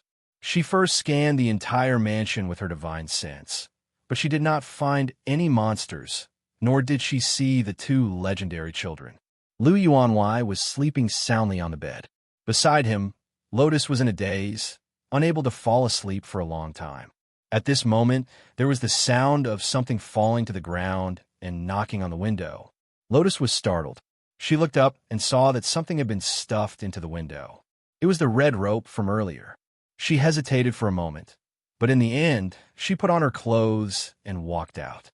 Sure enough, she saw the handsome young man her mother had entrusted to her standing under the tree waiting for her. "Why are you here again?" Lotus lowered her voice. "Annie asked me to return this to you. She said that she wasn't able to prepare a dowry for you when you got married. She told you to keep it as your own money and think more about yourself. If you miss home, you can go back." Yunjioga took out the silver lotus hairpin. Lotus looked at the lotus hairpin in a daze. Tears flowed down her thin cheeks. She choked and said, "I thought Mother only wanted money and didn't want me anymore. How could that be? Annie cries at home every day. She is worried that something will happen to you here. She has always wanted to bring you home, but she has no choice. She has come a few times, but Lu Yuanwei has chased her away. Don't you know about this?" Yunjiuga said half-truthfully. "Squire Lu said that my mother came to him a few times to ask for money. He also said that in my mother's heart, I'm just a money tree. Even if I leave this place, my mother will sell me somewhere else." Lotus sobbed. "Nonsense." Annie was left with 5 taels of silver after treating the old man's illness. She wanted to use it to ransom you, but the robbers took it away. The old man is injured now, and she has to take care of the old man and worry about you. Her body is about to collapse, Yunjioga said vividly. "Boo-hoo, Mother." Lotus covered her mouth and cried her heart out. Her shoulders kept twitching. "Ani misses you very much. Why don't you come back with us?" If Lu Yuanwei was really a monster, he would definitely transform when he saw Lotus leave. "I can't go back." Unexpectedly, Lotus wiped away her tears and shook her head decisively. "Why? You don't want to see Annie?" Yunjioga asked curiously. "No, it's my child who can't leave me," Lotus said with a troubled expression. "Child? When did you have a child? Didn't they say that Lotus had just married into the family not long ago? I have 2 children. They are well-behaved and adorable. I want to stay and take care of them," Lotus said with a motherly smile on her face. Yunjioga remembered that the townspeople had said that Lu Yuanwei had 2 children, but no outsider had ever seen them. Could it be these 2? "Let her take us to see the 2 children," Zishang whispered into Yunjioga's ear. Yunjioga nodded. Then he gave Lotus a wolf-like smile and said, "Lotus, Auntie must be very happy to know that you have children. Can you take us to see them? That way, I can give Auntie an explanation when I return." Lotus hesitated for a moment, but finally nodded and said, "Okay, but my children are very shy and afraid of meeting strangers. Don't make any noise later, lest you scare them." "Okay, I promise I won't make sound." Yunjioga nodded solemnly. Lotus took Yunjioga to a rock garden in a secluded courtyard and went underground through a dark tunnel. Yunjioga quietly followed the Lotus to the ground and saw a black pool of water. "Children, Mother is here." Lotus had a dreamy expression on her face as she squatted beside the pool and stirred the black water. The ripples spread out as if they had startled some kind of monster. The waves in the water were turbulent, and 2 waves rushed over one after another. Then a big and a small black figure crawled out of the water. Their heads looked a bit like a human's face. They didn't have a nose and were covered in scales. They had blood-red eyes, sharp teeth, a lizard's body, and a long tail. As soon as the 2 monsters came ashore, they pounced at Lotus. They grabbed her arm and bit her, then began to suck her blood. "Good child, eat slowly. Don't rush." Lotus had a kind smile on her thin face as she watched the 2 monsters suck her blood. She didn't care about the life force in her body draining away. Yunjioga frowned and couldn't help but shout, "Lotus!" Her voice wasn't loud, but it was very clear in the quiet and gloomy underground. Lotus was startled. She immediately regained her senses and looked down to see the 2 monsters sucking her blood. She immediately screamed and shook them off. When the 2 monsters realized that their food had woken up, they immediately opened their bloody mouths and pounced at Lotus. Yunjioga immediately took out his evil blade and turned into 5 bloody lights. The big monster was more cunning. It twisted its body and hid behind the small monster. The small monster didn't care and pounced forward. With a sweep of its tail, it knocked the first evil blade away. The second evil blade was knocked askew. The third evil blade cut through the small monster's scales. The fourth evil blade left a white mark on its body. The fifth one pierced its neck and pinned it to the ground. The small monster immediately let out a shrill scream. The 5 evil blades rushed forward and quickly sucked it dry. The big monster saw that the situation wasn't good. It swung its tail and wanted to escape back into the water. The excited evil blade pierced through the back of its head and turned around to cut the monster in half. Blood spurted out and was sucked clean by the evil saber. "Who killed my child?" The black waters surged, and a furious roar of shock could be heard. Half of Lu Yuanwai's body came out of the water. Seeing the two dead monsters, his eyes turned red with hatred. His teeth opened wide as black scales grew from his face to his entire body. In an instant, he turned into a monster as big as the two small monsters and pounced at Yunjoga. Yunjoga formed a hand seal. The 5 evil blades turned into streaks of light and stabbed towards Lu Yuanwai, but the scales on his body bounced them off. Lu Yuanwai's thick black tail swept towards Yunjoga. The bat wings on Yunjoga's back flapped, and he dodged to the side, forming another hand seal to control the evil blades to attack Lu Yuanwai. After a few moves, the water in the pond splashed and the passage collapsed. Lu Yuanwai relied on his tough scales to ignore the evil blade's attacks. Yunjoga relied on his wings to dodge his attacks. On the surface, they seemed to be evenly matched, but Lu Yuanwai was becoming more and more aggressive as he fought. Yunjoga was using up a lot of spirit energy. He was starting to feel a bit weak. Don't fight him head-on, find his weakness.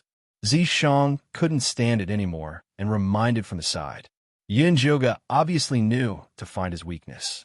But even after using the evil blades to test every part of Lu Yuanwai's body, she couldn't find any weak points. If only she could open her spirit eye. Yunjoga was distracted and accidentally got hit by Lu Yuanwai's tail. She lost her balance and fell to the ground.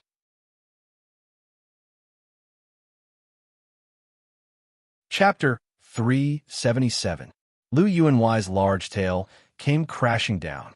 Yunjoga quickly rolled away to avoid the attack, but when she got up, she found the corpse of a small monster hanging on her sleeve. Her eyes lit up. That's right, the back of his head. All 3 of them were of the same race, so their weaknesses were the same.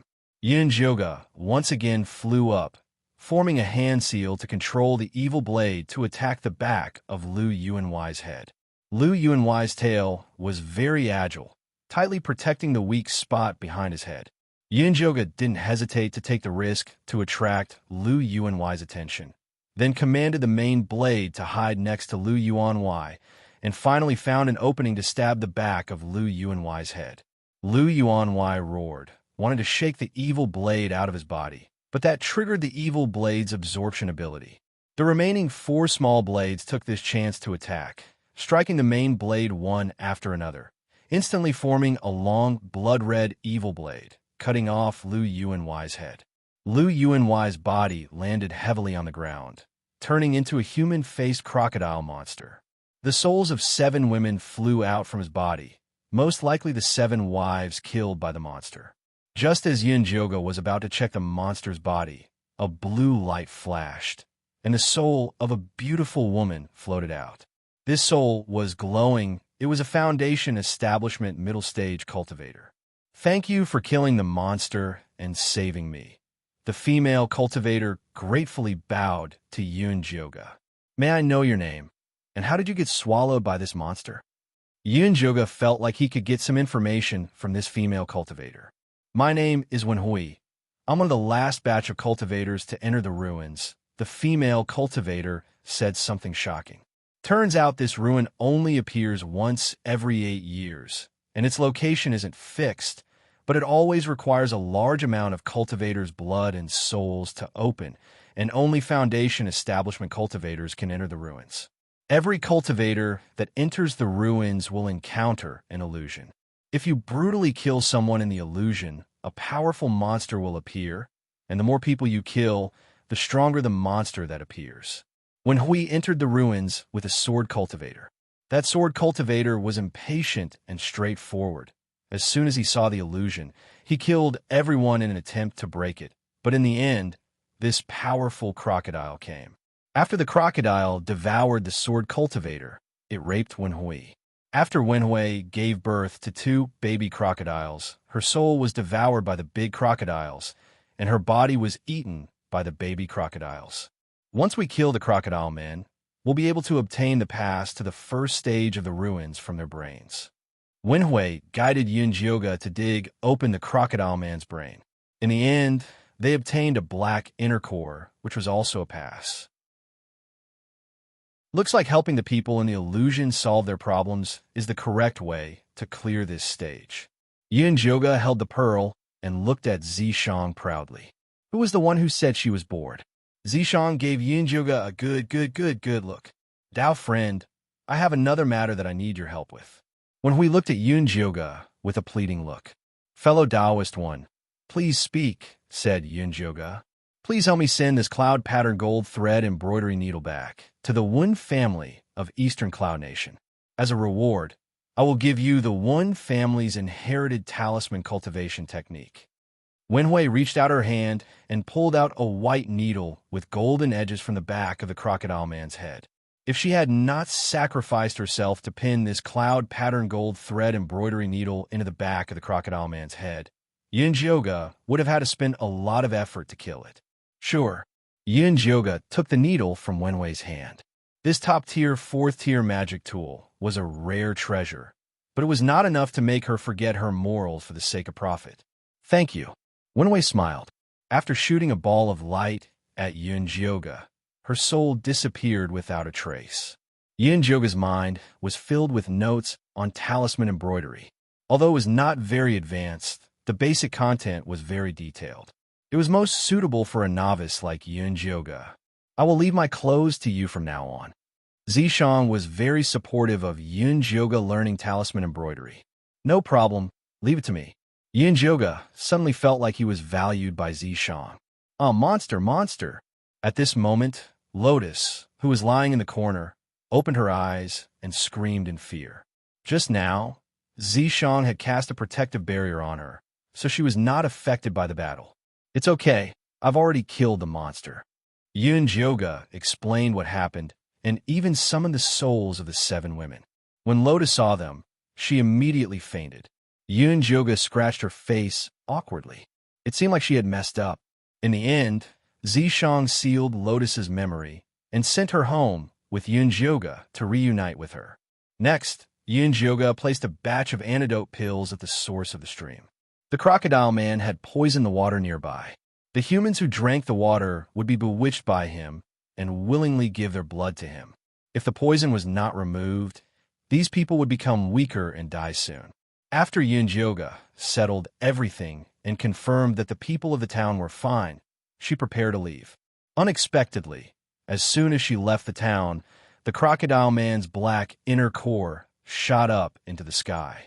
After a flash of light, the illusion of the town disappeared, and a huge maze appeared in front of her. Did the owner of the ruins create this illusion to find a kind person? Yunjioga was confused. To be honest, if she was not in this godforsaken place, she would not be in the mood to pay attention to this illusion. Good people don't live long. He probably wants to treat us differently. After all, people who use such a stupid method usually don't have high cultivation. Zishang's words were straight to the point. All right, Yunjioga had to admit it. The reason why she spent so much time on the illusion was because her cultivation was too low. She could not be impulsive and could only choose the safe method. The two of them walked forward for an hour and finally reached the entrance of the maze. The entrance of the maze was 3 feet high, and the roof was a huge, handsome devil statue. This devil had curved horns like a sheep and black hair that was curled like seaweed. Its long and narrow eyes were pitch black.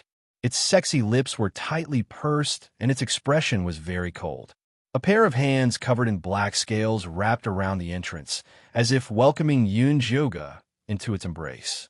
Yunjioga inexplicably felt that this devil statue was a little familiar, as if she had seen it somewhere before. She could not help but look at it carefully. Is it nice? Zishang's voice sounded in Yunjioga's ears, startling her. Isn't it just a stone statue? What's so nice about it? Yunjioga rolled her eyes at Zishang inexplicably. He made it sound like she was infatuated. Use your divine sense to scan the surroundings and see if there is anything going on. Zishang saw that Yunjioga really did not care about the stone statue and quickly returned to normal. Oh, Yun Jyoga obediently released her divine sense to scan the surroundings. After confirming that there was no danger, she carefully walked into the entrance. Zishang walked behind her and was about to enter the entrance when he suddenly looked up. He saw the eyes of the devil statue flickering with red light. Its sexy lips curled up into a demonic smile. Its eyes looked greedily and longingly at Yun Jyoga's back. Zishang's eyes flashed with a dangerous light. With a flick of his finger, two purple lights shot through the devil statue's eyes. The devil statue immediately dimmed. Its mouth was tightly pursed, and it returned to its cold appearance.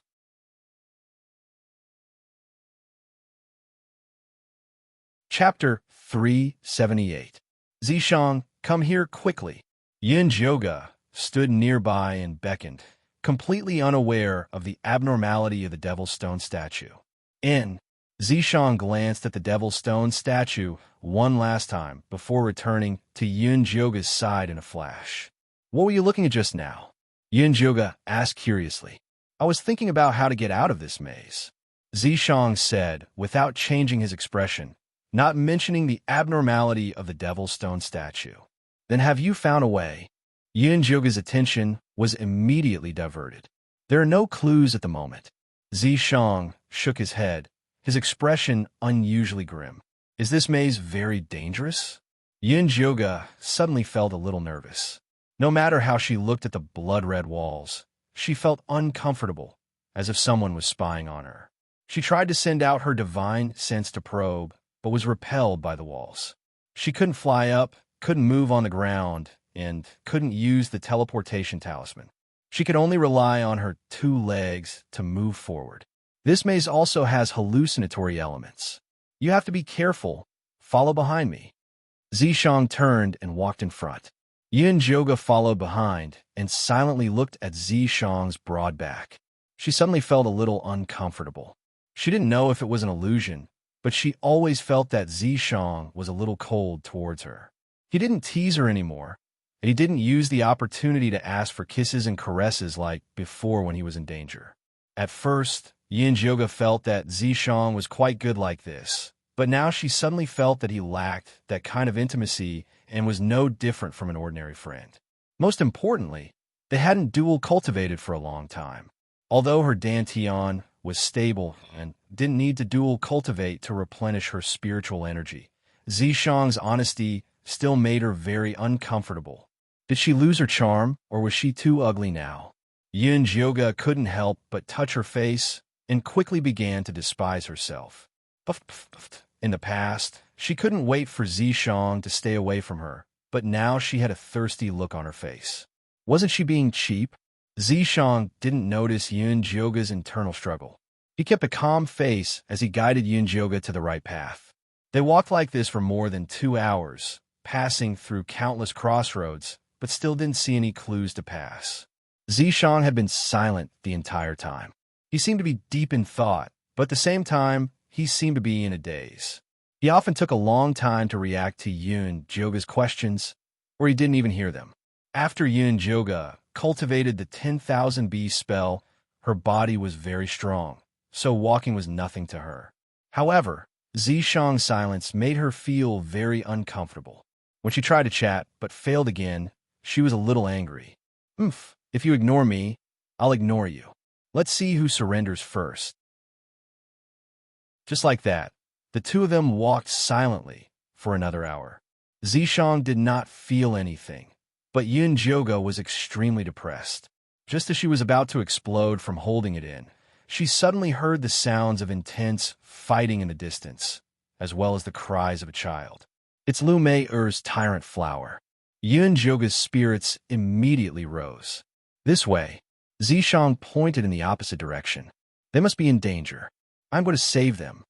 Yun Jyoga angrily walked toward the source of the sound. We have to go this way to save them. The further we go, the further we go. Zishang held on to Yun Jyoga and explained patiently. All right. Yun Jyoga looked at Zishang's sincere face and finally decided to follow him into the opposite tunnel. After turning 2 corners, the sounds of fighting that were far away just now were now right in front of them. Yunjuga tiptoed over and peeked his head out to take a look. She saw the Lu sisters, one controlling the tyrant flower and the other activating the abyssal Taoist body. They were fighting with two middle-stage Foundation establishment realm evil cultivators who looked rather disheveled. Of the two evil cultivators, one was a short and fat old man with messy white hair. He held a dark green bamboo stick in his hand. There were 3 dark green leaves on the stick, and the veins in the leaves looked like there was blood flowing inside. Every time he waved the stick, a sky full of poisonous thorns would fly out and trap Lumayer. The other evil cultivator was an elegant middle-aged scholar wearing a brown scholar's robe. He held a black ruler in his hand, and there were many green-faced evil spirits engraved on it. At that moment, the ruler's light was dim, and a lot of evil spirits were used up, so its power was greatly reduced. The Lu sisters seemed to be in high spirits, and they were unharmed. That was why they could fight with the 2 evil cultivators for so long. However, their cultivation was too low, and if they dragged on, they would definitely lose. Little lowly slaves, don't think that you can escape by removing the imprint. If you come back to me obediently, I promise to spare your lives. The middle-aged scholar commanded the green-faced evil spirit to attack Lu Tian, while threatening her with a gentle tone. Unfortunately, Lu Tian, completely ignored him. Her black hair fluttered, her eyes were bloodshot, her teeth were sharp, and her nails were long. She had completely entered the living corpse state, and her attacks were incomparably fierce. She wanted to capture her enemy. Lumayer was also focused on commanding the tyrant flower to break through the poisonous thorns. She wanted to kill the fat old man to help her sister. Brother Strange, are you sure these 2 girls are your escaped slaves? The fat old man asked. I would recognize them even if they turned into ashes. The middle-aged scholar looked at the Lu sisters with greedy eyes. If he had known that these 2 playthings could grow into what they were today, he would have cast a soul curse to not give them a chance to escape. These 2 girls are not bad. I'll give you a rank 4-3 Netherbone transformation vine. How about it? The fat old man showed a greedy expression, and he was very satisfied with the Lu sisters. Only one, but let's take them down first. When a middle-aged scholar was breaking through the illusion, he was entangled by a 3-headed rhinoceros. After defeating the monster and clearing the stage, his power was greatly reduced. Otherwise, he would have been able to take down Lu Tian.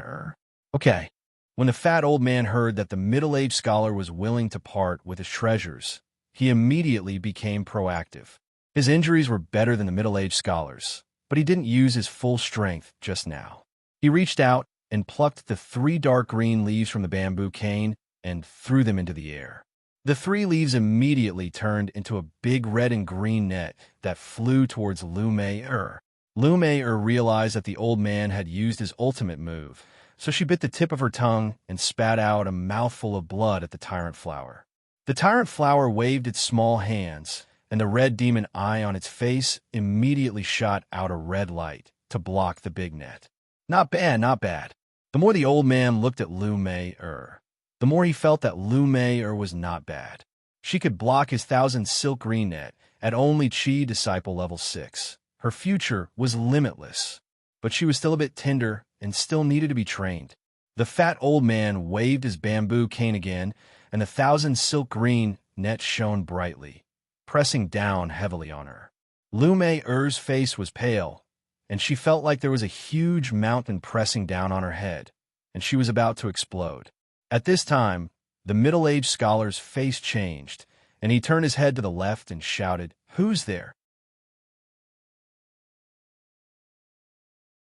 Chapter 379. Before the middle-aged scholar finished his sentence, several green-faced evil spirits flew towards the corner. The bamboo stick in the chubby old man's hand also shot out a leaf-shaped green light and flew together with the green-faced evil spirit. With 2 bangs, the green-faced evil spirit and Yi Guang were smashed into pieces at the same time. Then, a Chi Disciple level 7 youth in white clothes walked out of the passage and looked at them expressionlessly. It was Yun Jioga who was caught peeping. Senior brother. Lu Meier saw Yun Jioga and immediately called out excitedly. Senior brother? The middle-aged scholar frowned. It was already difficult for him, a foundation establishment middle stage, to come to this maze, but this Qi disciple youth seemed to be able to do it easily. There must be something extraordinary about him. Thinking about it again, the Lu sisters looked at this youth as if they saw their savior, which meant they really believed in this youth's ability. The middle-aged scholar's heart suddenly thumped when he thought of this. The sudden sense of danger made him turn around without hesitation and escape in a flash of light. The chubby old man was stunned. He knew this cunning old monster very well. He must have discovered the terror of this youth in front of him. That's why he ran away in a hurry. The chubby old man immediately put away the net and wanted to escape, but it was too late. A palm with a faint gray aura pulled out his heart and squeezed it into meat paste. Zishang had been in a bad mood ever since he saw the Devil Stone statue. He needed a vent, but couldn't let Yun Jioga know. The chubby old man could only blame his bad luck for running into the muzzle of a gun. Zishang directly threw the meat paste on the tyrant flower's face, then threw the chubby old man's bamboo stick and storage bag to Yun Jioga. The tyrant flower excitedly stuck out its long tongue and began to lick the meat paste on its face. Its small hands kept on catching the blood that dripped down its face. Yun Jioga looked at it and immediately looked away after collecting the spoils of war. He went to ask Lu Meier about the situation after entering the secret realm. Lu Meier helped her sister get rid of the cold ghost energy while talking about what happened after they entered the ruins. The illusion they encountered was a brothel. There was a girl called Mei Xiang who was almost beaten to death because she didn't want to receive customers. Mei Xiang was originally the only daughter of the town's teacher and grew up pampered. Unexpectedly, after her parents died, her aunt sold her to a gambler for only 5 taels of silver. The gamblers beat and scolded her. Not only did they sell their only son to someone else, but they also sold her to a brothel to pay off their debts. The Lu sisters had destroyed the brothel. Not only had they rescued Mei Xiang, but they had also made appropriate arrangements for the other weak women in the brothel. Then, they went to find the gambler's husband, killed the monster on him, and got the pass. Then, they helped Mei Xiang find her sold son. After that, he helped Mei Xiang settle down in her new home, taught her how to make tofu to earn money, and even helped her pay for her son's schooling. In the end, she found out that the honest peddler next door liked Mei Xiang and even arranged a marriage between them. The Lu sisters stayed with Mei Xiang and helped her solve many problems. They didn't leave the dreamland until she had many children and grandchildren and died of old age. The past would send them straight into the maze. Admirable. Yun Jioga gave the Lu sisters a thumbs up. To be able to accompany Mei Xiang for the rest of her life, what kind of patience was required? Senior brother Yun Jio, please don't laugh at us. Lu Meier smiled bitterly. The two sisters sympathized with Mei Xiang and hoped that she could be happy. By the way, was that middle-aged scholar the evil old monster? Yun Jioga asked again. That's right. Lu Mei nodded seriously. Not long after they entered the maze, they located the old monster's position. In order to avoid him, they purposely chose the opposite direction, but they didn't expect to bump into him. We only met him once on the way to Zhongzhou. We only got rid of him thanks to senior brother Wanli. Lu Tian had already used her ghost energy to return to her human form. She gritted her teeth, and her face twisted when she talked about her enemy. Don't worry, you will definitely have the chance to take revenge. That old monster had used up a lot of energy on his way here. Even without Zishang's help, he should be able to kill him. Yes, the Lu sisters nodded. As long as they could kill the old monster, it was worth it even if they got nothing in the ruins. At this moment, Zishang suddenly said, I know how to get out of this maze. Really? Yun Jioga hurriedly turned his head. However, Zishang flicked his finger, and the overlord flower that was chewing on the fat old man's corpse sensibly took its food away. On the ground where the fat old man was lying, a red circular token appeared out of nowhere. Kill people and take their lives. This is the condition to pass. Zishang took the red circular token into his hand and tossed it to Yun Jioga. Yunjoga carefully examined the token. The surface of the token was extremely smooth. The fat old man's soul was struggling desperately inside. As long as you feed this token to the wall, you'll be able to leave the maze. Zishang gestured for Yunjoga to try. Yunjoga held the token and carefully touched the wall. The blood-colored wall squirmed, and countless bloody mouths appeared, squeezing toward Yunjoga with all their might. Yunjoga hurriedly retreated. After taking 3 steps, the bloody mouths disappeared and the wall returned to its original state. Could this be another trap? For example, the more people we kill, the more terrifying the wall will become? The Lu sisters asked anxiously. Probably not. Yunjoga believed in Zishang's judgment. But the Lu sisters were still a little hesitant. As an evil cultivator, if you can't do as you please, what's the point of cultivating? Zishang's cold and emotionless words enlightened the Lu sisters. They had discussed and obtained the pass to enter the illusion realm, preserving their complete strength and gaining a great advantage in the maze. However, if they still wanted to use tricks like the previous illusion realm, they would instead fall into the trap of their inner demons. Cultivation was originally like rowing a boat against the current. Only by eliminating all obstacles would one be able to move forward. Seeing that the Lu sisters had thought it through, Zishang turned and left. Senior Marshal Brother, is Senior Zombie unhappy?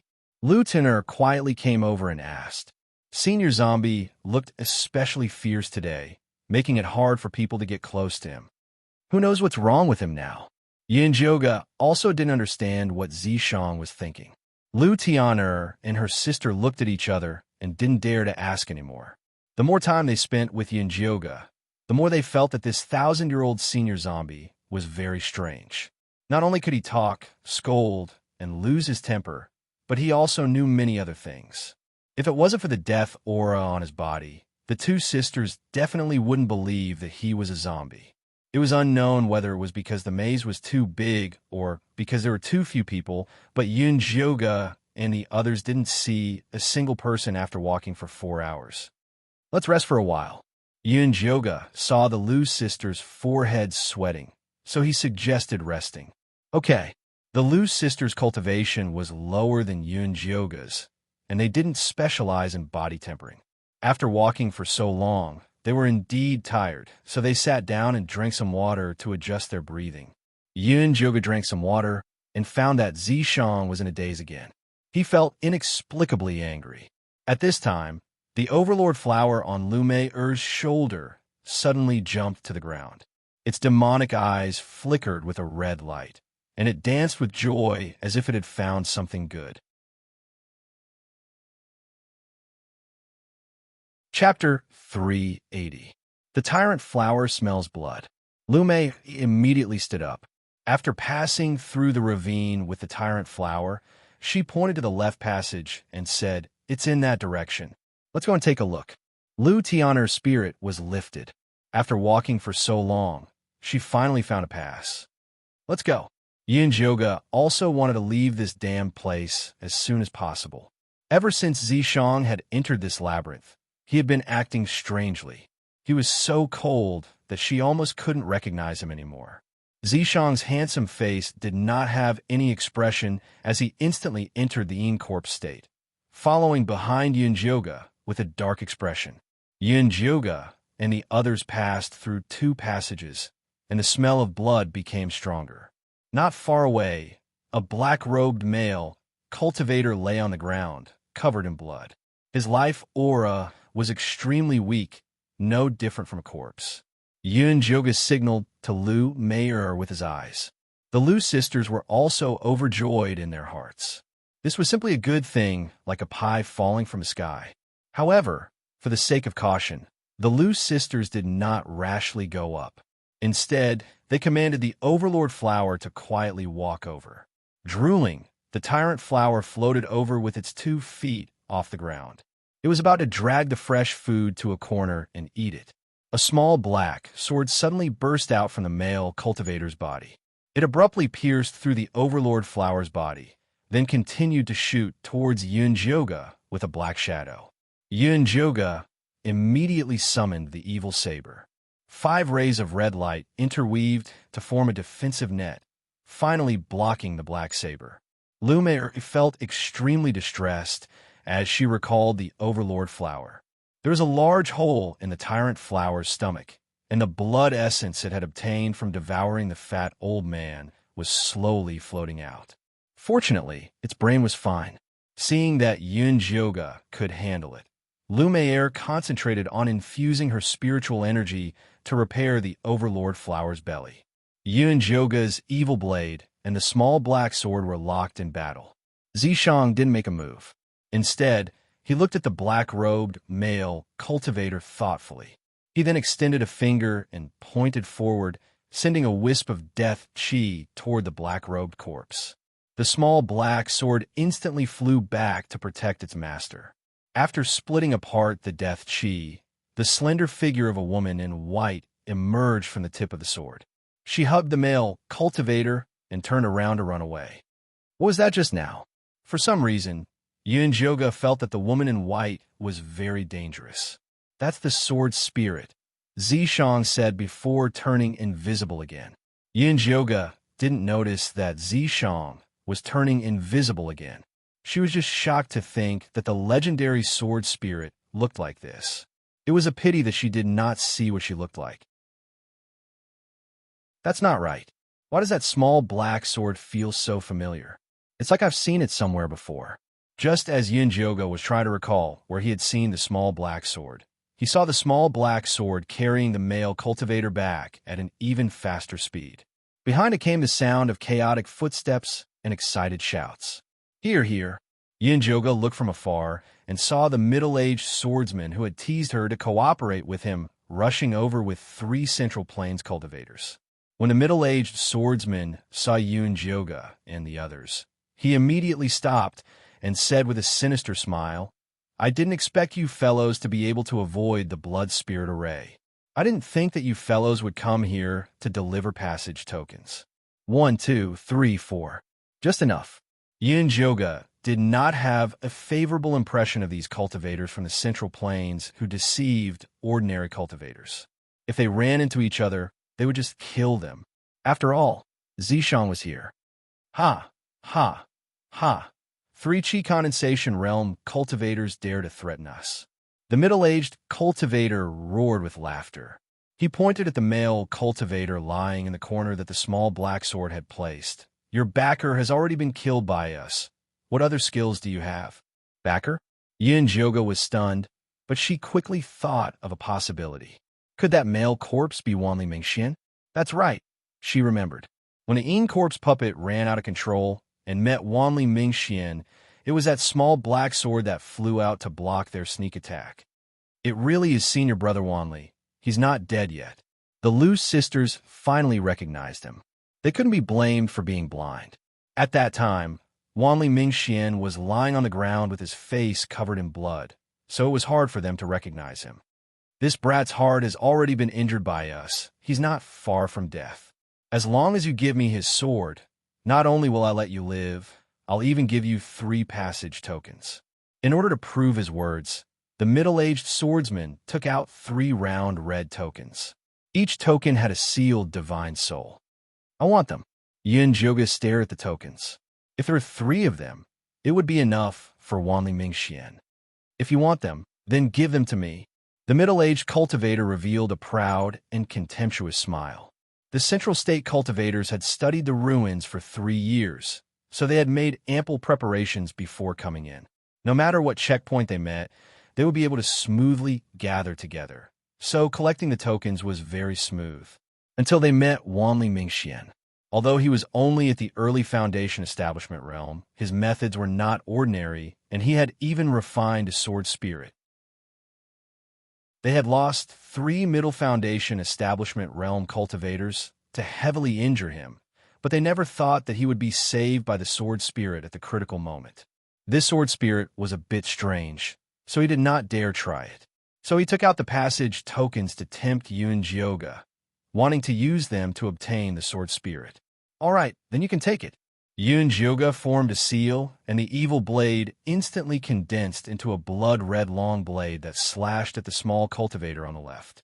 The Liu sisters also targeted a tall, thin, and elegant Foundation Establishment realm cultivator.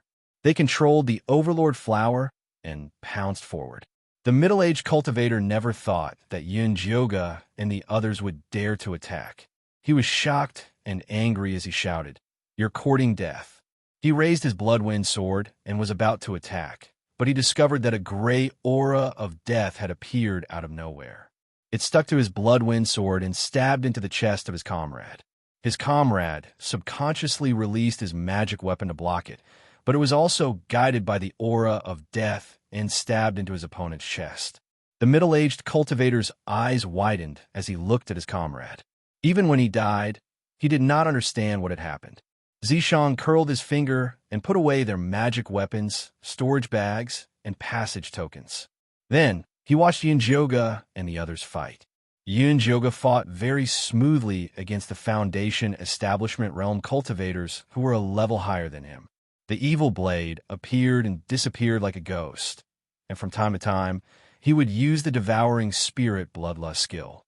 On the other hand, the thin Foundation Establishment realm cultivator was worried and anxious about his comrade's death, so he made many mistakes and was quickly suppressed by Yun-Jyoga. The Liu sisters fought steadily. Liu Tian'er did not even activate her 9 Hell Dao body. She only controlled the Overlord flower to attack with her sister. The Overlord flower had devoured the flesh and blood of a few Middle Foundation Establishment realm cultivators during this period of time. It did not have time to properly absorb the energy stored in its body, so it was initially suppressed by the thin Foundation Establishment realm cultivator. But as the fight progressed, the energy was mobilized by the 2 cores and flowed quickly in its body. Finally, it turned into a thick red light and formed the image of a tall ape behind it. Chapter 381. The Liu sisters also noticed the change in the Overlord flower's form. Overjoyed, they cooperated even more smoothly. Roar! The Overlord flower's demon, I discovered the opponent's weakness. It opened its mouth and spat out a red light as thick as an arm. It finally killed the opponent. At the same time, Yun-Jyoga's evil sword cut off the opponent's head. Ever since Evil Sword killed the Lizardman family, it loved chopping off people's heads. Yun-Jyoga could not stop it. Evil Sword sucked its prey dry in satisfaction. Then, it lazily flew back into Yun-Jyoga's storage bag. The Overlord flower also began to eat happily. Yun-Jyoga turned to look at Wanli Mingxian. He wanted to help him check, but he was afraid that the sword spirit would go crazy. Although the sword spirit was invisible, the small black sword was still hovering above Wanli Mingxian in a defensive posture. What do we do? Yun-Jyoga asked Zishang, who also liked to be invisible. This sword spirit is very conscious. If you show her kindness, she will know. Zishang was highly reliant on this sword spirit. All right, I'll try. Yun-Jyoga looked at the small black sword nervously and tried his best to show his good intentions. I'm Wanli Mingxuan's friend. He's severely injured right now. I have to examine him before I can treat his injuries. Can you let me go over? The small black sword did not budge. He's bleeding. He needs some medicine and stitches. Yun-Jyoga took out the blood-staunching elixir and showed it to the small black sword. The small black sword actually flew over and circled around. It seemed to recognize the blood-staunching elixir. The tip of the sword moved up and down. Step by step, Yun-Jyoga slowly walked toward Wanli Mingxian. The small black sword allowed Yun-Jyoga to walk to Wanli Mingxuan's side. However, the tip of the sword was pointed at her. It looked like it would kill her if anything went wrong. Yun-Jyoga heaved a sigh of relief. Then, she squatted down to check Wanli Mingxuan's body. She found that his body was covered in bloody holes. More than half of his blood had flowed out. Many of his wounds were covered in a cold aura. It was impressive that he could last until now. The cold aura was caused by the blood-sucking evil weapon. The evil weapon was of a very high grade. Normal pills could not remove it at all. However, Yun-Jyoga had the white bone monkey, which loved to eat inchi.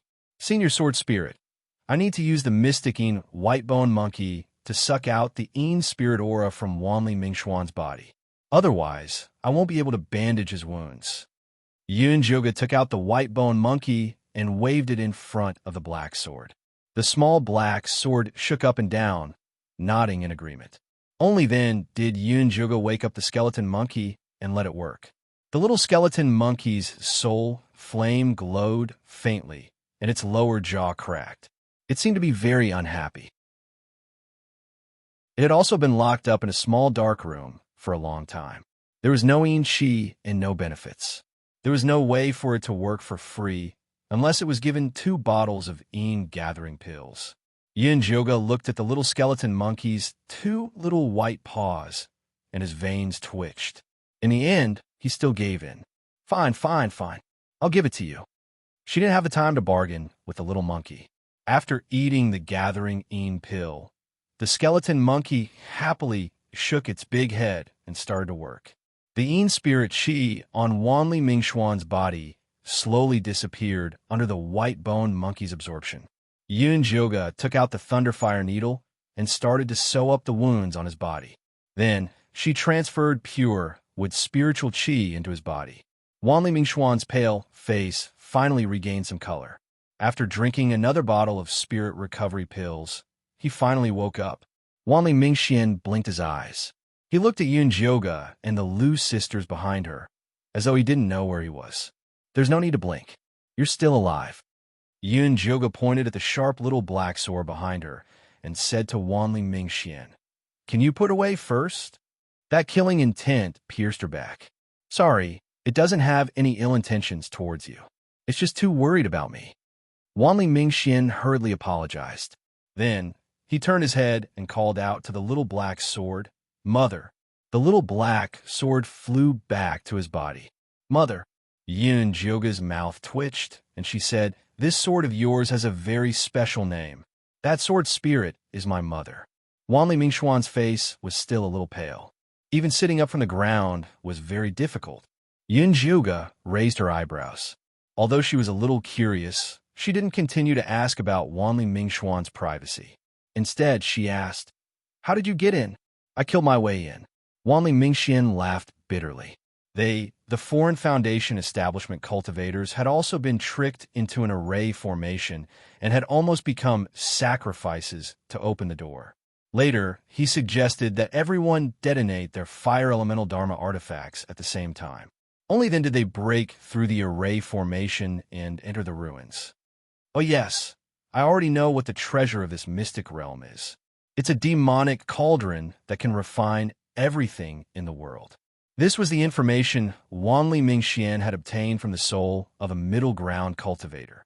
Demonic cauldron? Yun Joga immediately thought of the bronze cauldron that had sneaked away with Mischievous. Could the two be related? That demonic cauldron is in the inner hall. We can enter if we pass the ruins test. However, I heard that apart from a group of mid-stage Foundation establishment cultivators, there are also 2 golden core cultivators who suppress their cultivation to enter, Wanli Mingxian said solemnly. 2 golden core cultivators? Yin Joga's heart couldn't help but tremble. Although Zishang's current cultivation level was similar to that of a golden core cultivator, he could protect her. It would be difficult for him to protect the Lu sisters and the heavily injured Wanli Mingxian. The Lu sisters' faces instantly turned pale. A golden core cultivator was like an insurmountable mountain to them. They couldn't even muster the courage to challenge it. "Is it too late to leave the ruins now?" Lumayer asked nervously. Originally, she wanted to kill the evil old monster with her own hands. Now that she thought about it, it was better to stay alive first. "If we want to leave the ruins, we can only go to the inner hall." Wanli Mingxian shook his head. His usually cheerful and handsome face was also filled with worry. He had originally thought that this was just a small ruins. With his strength and equipment, it would be a piece of cake for him to come in and fish out some treasures. He didn't expect the waters to be so deep. In the illusion, he had successfully defeated the monster. However, he didn't expect to encounter a group of middle ground cultivators not long after entering the maze. He was almost killed when they surrounded him. If he hadn't met Yin Jioga and the others in time, he wouldn't have survived even with his mother's protection. Let's leave the maze first. It's best if we can reach the inner hall before those two golden core cultivators and find a way to leave the ruins. Yin Jioga immediately made a decision. All right, the Lu sisters nodded repeatedly. They weren't interested in any treasures of the moment. The Overlord Flower had eaten so many Foundation establishment cultivators with abundant spiritual energy in the middle ground. It was already a great deal. Wanli Mingxian didn't have any objections. He was seriously injured this time and had already lost the ability to fight for treasures. It would be good if he could leave alive. Chapter 382. Yun Jioga distributed the passes to the Lu sisters and Wanli Mingxian, then fed them to the mouths on the blood wall. The blood-red wall shook violently after eating the pass, and a red passageway appeared on the wall. Yin Jioga and the others entered one by one and finally left the maze. In the depths of the labyrinth, an old lady with a dragon-head cane, wearing a luxurious robe and an emerald green spirit stone forehead cloth, was wandering around the labyrinth with a pretty girl. The old lady's surname was Shi, and people in Zhongzhou called her Old Lady Shi. She was at the early stage of Gold Core, and her granddaughter, Yusha, was at the middle stage of Foundation establishment. Grandmother, we haven't seen Uncle Ming and the others after walking for so long. Could something have happened to them? Yusha's delicate and beautiful face was filled with worry. In order to enter the ruins, Grandma had taken a secret medicine that suppressed her cultivation. Now, she was only at the high level of the building Foundation realm. It was not safe for her to have no helpers by her side. Elder Ming is a steady man. He won't get into trouble so easily. Besides, old demon Wan has also suppressed his cultivation like me. He won't dare to make a move recklessly. You don't have to worry too much. The old lady strolled along the passage with the help of her walking stick. She looked calm and steady. You're right, Grand Ancestor. Yusha's heart calmed down slightly. However, he suddenly realized that the blood wall was emitting waves of intense fluctuations. The old lady, who had been calm and composed a moment ago, could not help but frown. Someone has entered the inner hall through the maze. Could it be someone from Old Devil Wan's side? Yusha quickly asked. It's possible. The old lady nodded. This time, it was mainly her and Old Devil Wan's people who entered the ruins. Then, shouldn't we hurry up? Otherwise, it'll be troublesome if Old Demon Wan gets there first, Yusha said anxiously. Silly girl, what's the rush? The old lady patted her granddaughter's hand affectionately and said in a teaching tone, So what if we let him enter the inner hall early? If that treasure was so easy to get, how could he have survived until today? We'd better find Elder Ming and the others according to the plan and enter the inner hall together. This is the safest way. The same question rang out from the other end of the maze. A tall man with red hair also suspected that old Madame Yu's men had entered the inner hall first. He maintained a thought of finding his subordinates first and continued to wander around the maze. The two Gold Core ancestors were not in a hurry to leave the maze, so Yin Jioga and the others arrived at the inner hall safely. Under Zishang's guidance, they quickly found the teleportation array to leave the ruins. Because the Middle Continent cultivators hadn't caught up to them yet, Yin Jioga and the others weren't in a hurry to leave. Instead, they wanted to get as much as they could before leaving. As he walked, he arrived at a large hall. In front of him was a red wilderness, and above his head was the vast night sky, filled with large patches of fiery clouds. Countless small stars were hidden within the fire cloud, emitting the unique glow of a top-grade magic artifact. However, the most eye-catching thing was the giant cauldron in the middle of the galaxy. It was pitch black and surrounded by fiery clouds. It occupied most of the sky. Without a doubt, it was the demonic cauldron. Is this the demonic tripod? The Lu sisters looked at the tripod in the sky excitedly. The ones beside the treasures were definitely not ordinary either. If he could pick one up, he would be rich. Moreover, they had already found the location of the transmission array, so if they grabbed a treasure and left, They wouldn't have to worry about being chased by those gold coral monsters. Wanli Mingxian looked at the cauldron, drooling. He couldn't help but say, "Should we go up and take a look?" "Yeah, even if we can't get it, it's good to see the world." The Lu sisters stared unblinkingly at the sky. Their entire attention was deeply attracted. Yunjioga looked at Zishang. To be honest, she was a little tempted too. "If you can fly up, you'll be lucky." Zishang didn't comment. He just looked like he was watching a good show. "Whoever wants to go up can go up and see for themselves. I'll protect you from below." Yunjioga thought it was better not to take the risk. "Let me try." Wanli Mingxian couldn't resist the temptation. He released his small black sword and wanted to fly up. Unexpectedly, after flying 2 meters, there was a huge suction from the ground. With a bang, he fell off the sword. The Lu sisters, who had wanted to try, turned green in the face. If he fell from the sky, he would be smashed into a meat patty. "Forget it. Seems like I'm not destined to get rich." Wanli Mingxian climbed up from the ground with difficulty. He was already injured. Even though the fall wasn't heavy, it was still very painful. It was also because of this pain that he woke up from his infatuation with the treasure. Senior brother Wanli is right. Let's hurry up and leave. Otherwise, we'll get greedy. The Lu sisters looked away from the light screen with difficulty. They regretted coming here. If they didn't see it, they wouldn't be hurt. If they left, it wouldn't be so painful. "Then let's go."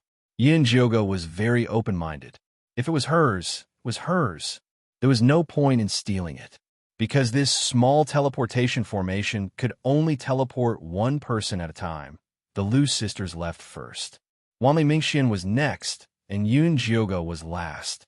After teleporting out, we'll leave the Central Plains as quickly as possible. We'll meet up when we return to the Sol mountain range. The 3 of them made an agreement before teleporting. Then, they placed the spirit stones on the table and started the teleportation formation. The Lu sisters and Wanli Mingxian left successfully. Yunjioga was about to enter the teleportation formation when she was pulled back by Zishang. "We haven't taken the treasure yet. Where do you want to go?" Yunjioga was a little stunned. Zishang had been indifferent to the treasures in the ruins. She had no chance. Those people are too burdensome. Yunjioga was a loyal person. He would never abandon them. That was why he found this teleportation formation to send them away. Now that the burdensome were gone, it was time to go all out. "What do you plan to do?" Yunjioga asked excitedly. Although she felt sorry for the Lu sisters and Wanli Mingxian, they were indeed a hindrance. "Take the treasure and destroy the ruins." Zishang's gray eyes flashed with a hint of ruthlessness. The words that came out of his thin lips were cold. Yunjioga shivered inexplicably. She looked at Zishang carefully and said, "Does the owner of the ruins have a grudge against you?" "How do you know?" Zishang narrowed his eyes. His expression was unfriendly. "I guessed. You look like you have a deep grudge. I can guess it even with my toes." Zishang looked Yunjioga up and down, as if to confirm her words. "How did that guy offend you?" Yunjioga couldn't help but gossip. "Because he's cheap." Zishang's expression turned even colder. "Cheap?" Yunjioga's mouth twitched. That was a really thought-provoking word. "All right, cut the crap. Take the treasure. Since that guy created the ruins, he had to destroy it." All right. Yunjioga expressed her agreement.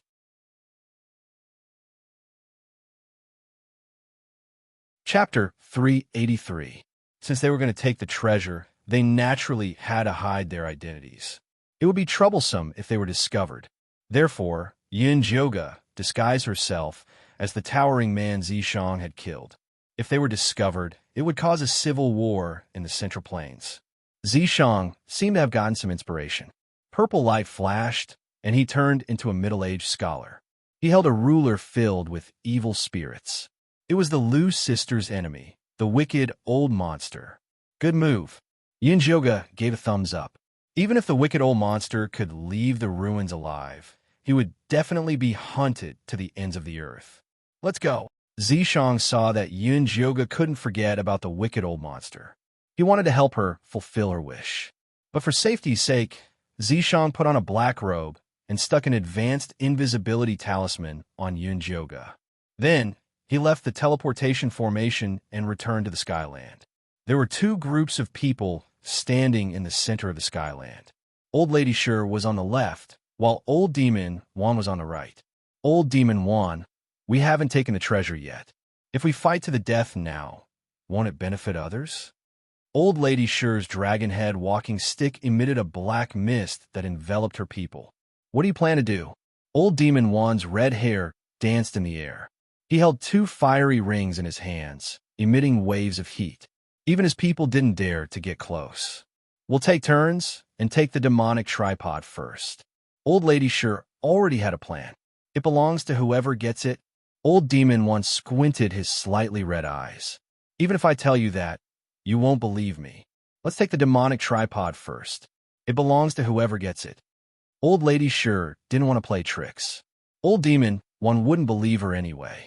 Okay, we'll see after the demonic tripod comes down. Old Demon One agreed. They were all familiar with each other. Even if they couldn't fight in the ruins, they could fight outside. It was better than fighting to the end and getting nothing. In that case, you guys go first. Old Lady Sure said and retreated 10 feet with her people, giving Old Demon One the wilderness. Old Devil One didn't stand on ceremony and immediately got his subordinates into a defensive formation. Then he slapped his spirit beast bag and dozens of red shadows flew out, turning into various fire-type spirit beasts. There were 12 lizards in the outermost circle, 6 fire-striped snakes in the innermost circle, and a fire jade spider in the middle. It had a fiery red body, white slender legs, and demon patterns clearly visible. It was actually a 5th-ranked demon beast, close to the gold core stage. Go!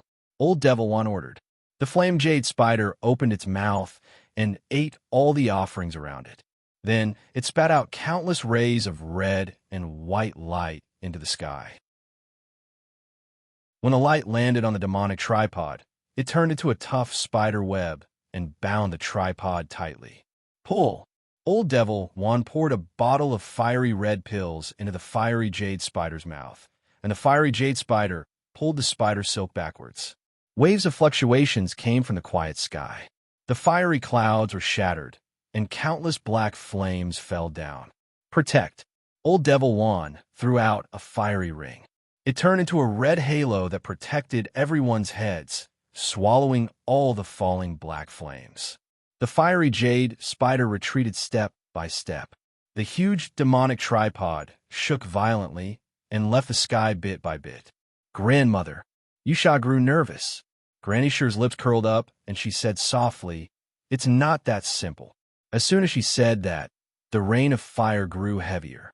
The halo's capacity was limited, so Old Devil One had to throw another one up. The fiery jade spider's body was blood red. It became more and more difficult to move back, and the red and white spider silk tightened. Old Devil One was extremely nervous. He poured another bottle of pills into the fiery jade spider's mouth and forced it to continue retreating. The fiery jade spider retreated a few more steps with difficulty, but the red and white spider's silk suddenly broke. The demonic tripod returned to the spear, shaking off countless red flames. The fiery jade spider wailed and lay on the ground motionlessly. It suffered a strong backlash, and its organs were injured. It died instantly. Old Devil One looked at the demonic tripod with a livid expression. He had used a secret technique to make this fiery jade spider grow, but he still couldn't get the demonic tripod down.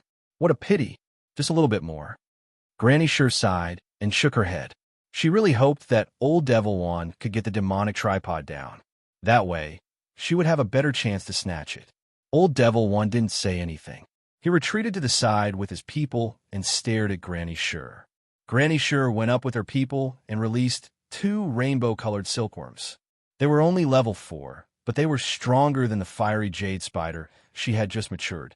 The rainbow-colored silkworms spat out 2 beams of rainbow light that wrapped around the demonic tripod. With one pull, the demonic tripod was pulled out of the sky. The sky shook, and countless rain of fire fell crazily. Granny Sure and the others couldn't resist in time. Many were burned by the fire. Old Devil One, if you keep watching like this, you can forget about getting the demonic tripod forever. Granny Sure pretended to take back the rainbow-colored silkworms. Old Devil One hesitated. In the end, he felt that the demonic tripod was more important. He ordered his people to help Granny Sure and the others resist the rain of fire.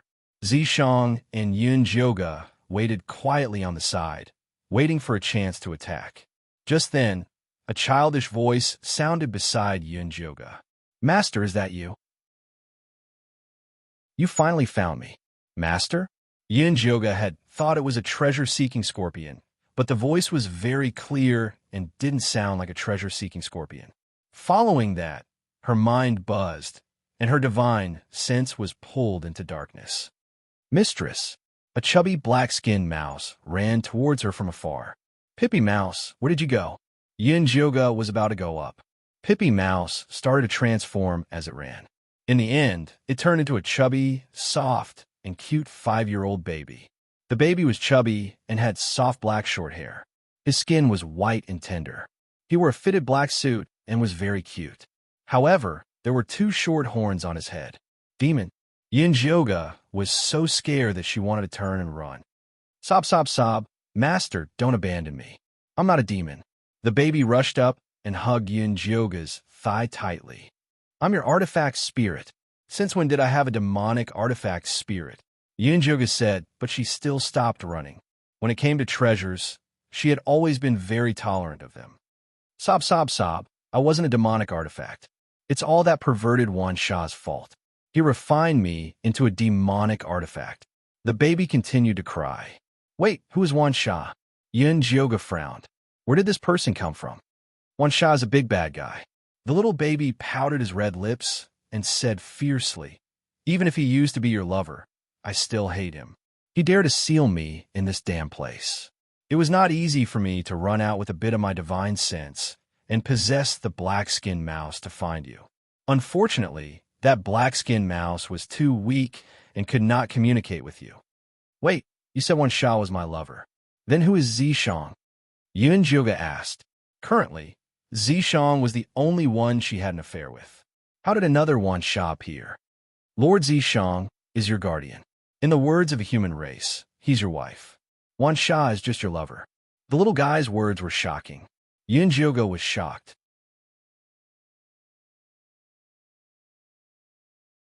Chapter 384. What wife? What lover? What nonsense are you talking about? How dare he slander her reputation? She would beat him to death. "I'm not talking nonsense. It's true. Wan Sha, that pervert, couldn't find you, so he captured me and refined me into a demonic artifact. He even said that you would like me like this." "Sob, he must be lying. I'm a medicine puppet that you personally made. How could you dislike the old me?" The little baby started crying again. Yun Jioga's head hurt from the baby's crying. Just as she was about to ask him more questions, her head buzzed and she regained consciousness. "What's wrong?" Zishang looked at Yun Jioga worriedly. "Nothing." Yun Jioga couldn't tell Zishang that she'd met a child out of nowhere and said that the child was her wife and that she had a perverted lover. Zishang looked at her coolly and didn't continue asking. Instead, he pointed outside and said, "They're about to succeed." There was a rain of fire outside, and all kinds of spirit lights flashed. Madame Sure, an old demon one, stood at one side and focused on driving the spirit beasts. At the crucial moment, Old Demon Wan had released a fire jade spider to pull the demonic sky tripod with Madame Sure. The demonic sky tripod had been pulled out of the sky. The color pattern was very similar to Yun Jioga's bronze tripod, but it looked more advanced. Yun Jioga immediately threw the strange baby to the back of his mind and prepared to attack. Zishang's fake ruler glowed faintly. He was already aiming at the demonic sky tripod. At this time, the demonic sky tripod suddenly spat out countless sparks and broke free. Then, it turned and leaped towards Yun Jioga. Yun Jioga's eyes widened as he looked at the round little cauldron, which was glowing with a fiery light. Then, the little cauldron pounced at him with an expression as if it had found its baby. Zishang reached out and grabbed the tripod. The remaining sparks broke the invisibility talisman on Yun Jioga. Even Zishang was revealed. Yun Jioga was stunned. He wanted to be an Oriole, but had been exposed early. Wouldn't he become a target? Madame Sure an old demon, Juan looked in shock at the two black-robed people who suddenly appeared in the corner of the screen. Demonic tripod, Yusha screamed. An ominous glint flashed across Granny Sher's eyes. She slammed her walking stick down hard, and a black flood dragon soul flew out, baring its fangs and claws at Yunjioga. Zishang tossed out the disciplinary ruler in his hand, and a purple mist burst forth to bind the black WYRM. Next, he picked up Yunjioga and ran toward the teleportation portal. The black flood dragon seemed to be extremely afraid of the purple mist. It shivered and flew back into Granny Sher's walking stick. Old Lady Sher was shocked. She used a real flood dragon, which was incomparably strong and sharp. How could it be scared away by a mere purple mist? How is this possible? Put those things down. Old Devil Juan roared as he threw out the two red rings in his hands. His rings had just absorbed a large amount of fire rain, turning into two dark red fireballs that were incomparably ferocious. The surging heat waves caused the air to distort. Zishang Zhao didn't even turn his head. Two purple spirit arrows shot at the dark red fireball, and two clouds of purple mist burst out to block the attack. Old Devil One was infuriated too. He made a hand seal and detonated the two dark red fireballs. The violent, huge, and terrifying shockwaves caused the entire inner hall to tremble. Zishang Zhao held Yunjioga and turned around, holding her tightly in his arms.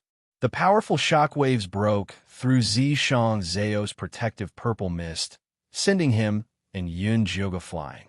Zishang, are you okay? Yunjioga wasn't hurt by the shockwaves, but she could feel the terrifying power. Zishang wiped away the blood at the corner of his mouth. Without a word, he carried Yunjioga and rushed into the teleportation portal. Yunjioga placed the spirit stones on it as fast as she could. The portal lit up. By the time Granny Sher and Old Devil One brought people over, the portal was already empty, on a barren mountain 50 miles away from Middle Ground. Yunjioga walked out of the teleportation portal weakly. Zishang followed behind him, holding the demonic tripod. He turned around and destroyed the portal. This is the treasure from the ruins? Yunjioga looked at the bronze tripod in Zishang's hand. Yes. Zishang nodded and said, there's a space for growing herbs inside. In the future, if you want to detoxify, you can cultivate your own herbs. Yunjioga's eyes lit up. The 9-stage bone shatter of poison in her body was like a chain wrapped around the wound on her neck. If she could remove this chain, her cultivation would definitely be faster. But how did Zishang know there was a space inside the demonic tripod? Master it. Zishang tossed the bronze tripod to Yunjioga. There was no joy on his handsome face. Instead, it was cold. Yunjioga hesitated. This is the demonic tripod. Will it hurt me? No, it won't hurt you. Though Zishang looked very familiar with the tripod, he didn't say anything else. He just told Yunjioga to make a master. All right. Yunjioga thought of the cute baby she'd met in the ruins. Perhaps it could give her an answer. So she bit her finger and dripped blood onto the bronze demonic tripod. The demonic tripod flashed. It couldn't wait to recognize her as its master. Yunjioga's sea of consciousness entered the demonic tripod. What she saw was a vast field. A spirit spring surrounded it, and the spirit chi was very rich. Master, I knew that you would save me. A child's voice sounded. Then the horned baby appeared before Yunjioga. It's really you. Yunjioga pursed her lips. Honestly, she didn't have a good impression of it. Master, I'm your most loyal artifact spirit. How can you dislike me? The baby sensed Yunjioga's displeasure. He pouted and was about to cry again. Stop crying. Yunjioga's head hurt when she heard him cry. She quickly asked, do you know Zishang?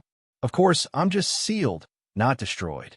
The little baby pouted, looking insulted. How do you know him? Yunjioga asked again. Because you know him, of course. The baby tilted his head, looking innocent. Then how do you know me? Of course, it's because you are my master. The little cute baby blinked his eyes.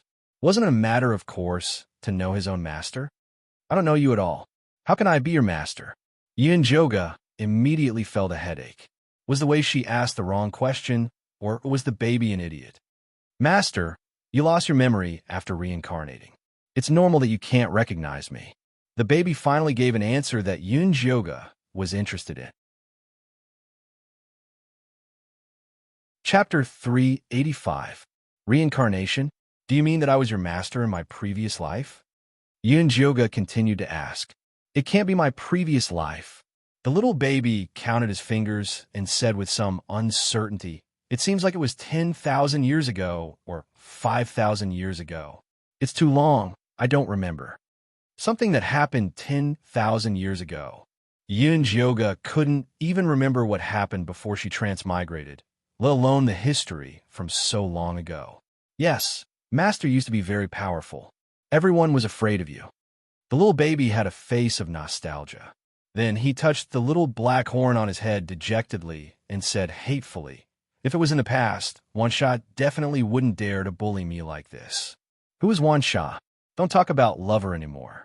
I want specific information, identity, age, appearance, and cultivation. Yoga thought of Zishang, saying that the owner of the ruins was his enemy. Could it be this Wansha? I can't say. Wansha set up a restriction unless you can remove his restriction. The little baby looked pitifully at his extremely weak master in front of him. If it wasn't for the fact that the aura was very familiar and the taste of the blood was very pure, he really couldn't believe that his master, who was once so powerful that all races were afraid of him, would actually be so weak. The chi refinement stage was even weaker than an ant. His poor master. Then I'll go ask Zishang. Yoga had already developed the habit of looking for Zishang whenever he didn't understand anything. Don't. You must not mention Wansha in front of Lord Zishang. He will go crazy and kill people. Maybe he won't even let you go. The little baby was so scared that his face turned pale and his hair stood up. How is that possible? Zishang would kill her? What kind of joke was this? Please, which man is willing to share his beloved woman with others? You're so weak now. Lord Zishang can strangle you with one finger. Don't look for trouble. The little baby was really anxious. His voice was as sharp as a hen that was being strangled. He was a little hysterical. Did I really have an affair with that Wansha in the past? Yoga looked suspiciously at the adorable little baby. In her heart, Zishang was perfect, domineering, strong, and fierce. Which man could pass over him to seduce her? The little baby was probably stimulated by Yoga's gaze. He stamped his feet and shouted, not just Wansha. Master, you used to have a lot of lovers, okay? The human clan, the monster clan, the beast clan, the spirit clan, the devil clan. How is this possible? Yoga's eyes widened. Even if she was the founder of the Joyous Union sect in her past life, it was impossible for her to sleep with all the races in the world. It's true. Master, you used to be the continent's most valiant and honorable goddess. Every race had to offer you their most powerful and charming male. Lord Zishang is the strongest male among all the races. You admire him the most and even conferred him the title of guardian. When a little baby talked about the glorious deeds of his master in the past, his little chest immediately puffed up as if he was proud of it. Yoga was now sure that this cute little kid must have recognized the wrong owner. What goddess? What lover? What offering for men? It was all a mess. Based on Zishang's attitude towards her in the past, it was more like she was his tribute. Yoga was completely disappointed with the little baby. She decisively changed the topic and asked the little baby, I heard that the space here can grow spiritual objects. Yes. Master, you used to like alchemy and medicine the most, so you specially made a medicine garden. As long as there is enough spiritual power to support it, it can accelerate the growth of plants. The little baby immediately nodded. Later, I will bring in a few dark spirit flowers. You can take a look at me. Yoga needed not only the soul-shocking grass, but also 100 years old dark spirit flower to get rid of the third layer of poison. Okay. The little baby patted his chest, indicating that there was no problem. After being sealed for so long, he finally got the attention of his master. He must do a good job. By the way, what's your name? Yoga still didn't know the little baby's name. My name is Menghua. This is the name that Master personally gave me. The little baby pouted, feeling sad that his master had forgotten his name. Okay, although this name was very similar to her style of naming, she would never admit that she was its lecherous owner based on this point alone. Master Zishang is calling you. Go out now. Remember, don't mention Wan Sha's name, the little baby quickly said. Yun Jioga didn't deny it. Her divine consciousness left the demonic tripod and returned to her body. As soon as she opened her eyes, she saw Zishang right in front of her. He was observing her without blinking, his hot breath on her face. What are you doing? Yun Jioga was shocked and subconsciously stepped back. Zishang grabbed her waist and let go after stabilizing her. He asked casually, "You were in the demonic tripod for so long. What did you ask?" "I just chatted with the artifact spirit inside."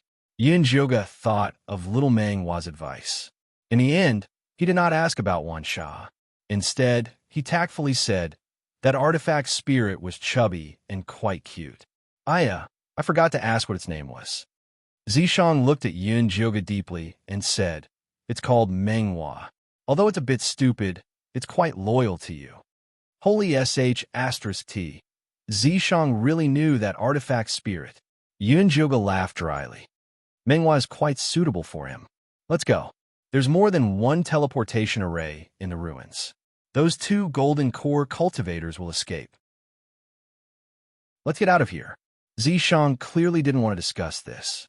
His handsome face was gloomy. Okay.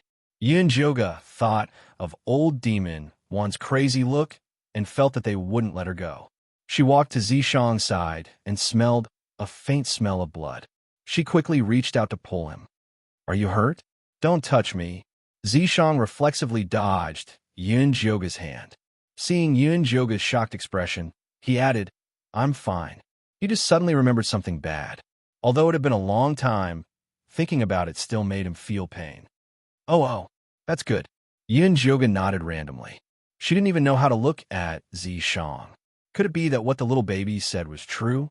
Had she really scummed Zishang in her previous life and gotten a bunch of lovers? But that was in her previous life. If he had the ability, he should have transmigrated back to deal with that scum. Why was he venting his anger on her in this life? Yin Jioga thought of the first time she met Zishang. His flirtatious look was because he thought of her as his lover in her previous life. That was why he had teased and touched her. Now that he realized that she was different from the lover in her previous life, he regretted it and became cold. Damn, if that was the case, she was the scum. Chapter 386. Deep in the ruins, Old Demon Wan and Old Lady Sure stared at the teleportation formation. No, the people over there have already destroyed the teleportation formation. Yusha squatted down to check the teleportation formation and shook her head. "Did you see who those 2 men in black were?" Old Demon once said through gritted teeth. "I think they were 2 middle-aged men. I've seen that ruler before. It belongs to an evil old monster from Yinling Mountains. They're at the middle stage of the foundation building realm," someone said immediately. "Find him as soon as we get out." Old Demon wanted to kill them. Old Lady Sure gave the same order and parted ways with Old Demon Wan with her granddaughter, Yusha. "Grandmother, are we just going to leave like this?" Yusha was unwilling. They had spent so much effort to open the ruins, and many of their men had died. It would be a great loss if they were to return empty-handed. The Savage Corp's secret realm was about to open. She was hoping to get a few treasures to protect herself.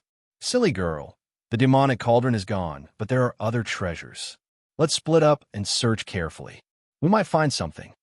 Old Lady Sure did not believe that she could not find other treasures in such a huge ruin.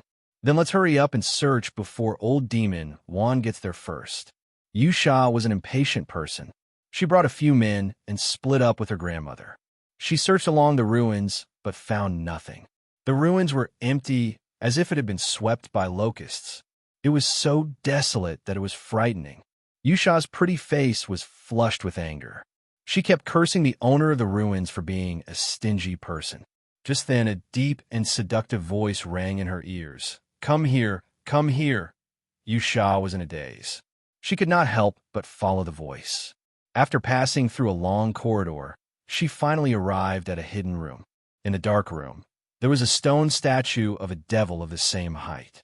It had horns like a sheep, black curly hair like seaweed, and its long and narrow eyes were pitch black. Its sexy lips were tightly pursed. Its body was strong and majestic, covered in black scales. It exuded an evil and powerful aura. At that moment, the devil statue's eyes were shining with a strange light. Yusha looked at the devil's eyes that were filled with magic and walked towards it. The devil statue's lips curled up, its expression extremely evil. When Yusha was in front of it, the statue suddenly collapsed. A thick black aura rushed into Yusha's forehead. Yusha shuddered and could not help but close her eyes. When she opened her eyes again, her pupils were pitch black like a bottomless lake, flickering with the light of magic. "Goddess, I've waited for 5,000 years, and I've finally found you again," Yusha murmured to herself as the corners of her rosy lips curled into a devilish smile. Her beautiful and delicate face was covered in a layer of black light. There was a strangeness in her beauty that made one shudder. At that moment, Yunjioga and Zishang were hurrying along. "Are you hurt, or are you feeling unwell?" Zishang looked at Yunjioga's listless appearance and couldn't help but care about her. "You weren't injured, so how could I have been injured?" Yunjioga's face was cold, and he didn't even look at him. Zishang knew Yunjioga was throwing a tantrum. After a moment of silence, he said, "I'm really fine. Those critical hits were nothing to me." "Since you're fine, do you dare to let me have a look?" Yunjioga stopped in his tracks. His black eyes were bright and determined. "All right." Zishang gave in. Moreover, the sky was already dark, and he should find a place to rest. He found a secluded cave and set up a simple defensive formation before checking Yunjioga's pulse.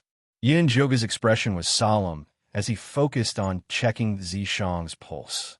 He immediately discovered that his pulse was very chaotic, and his body had clearly suffered a huge blow.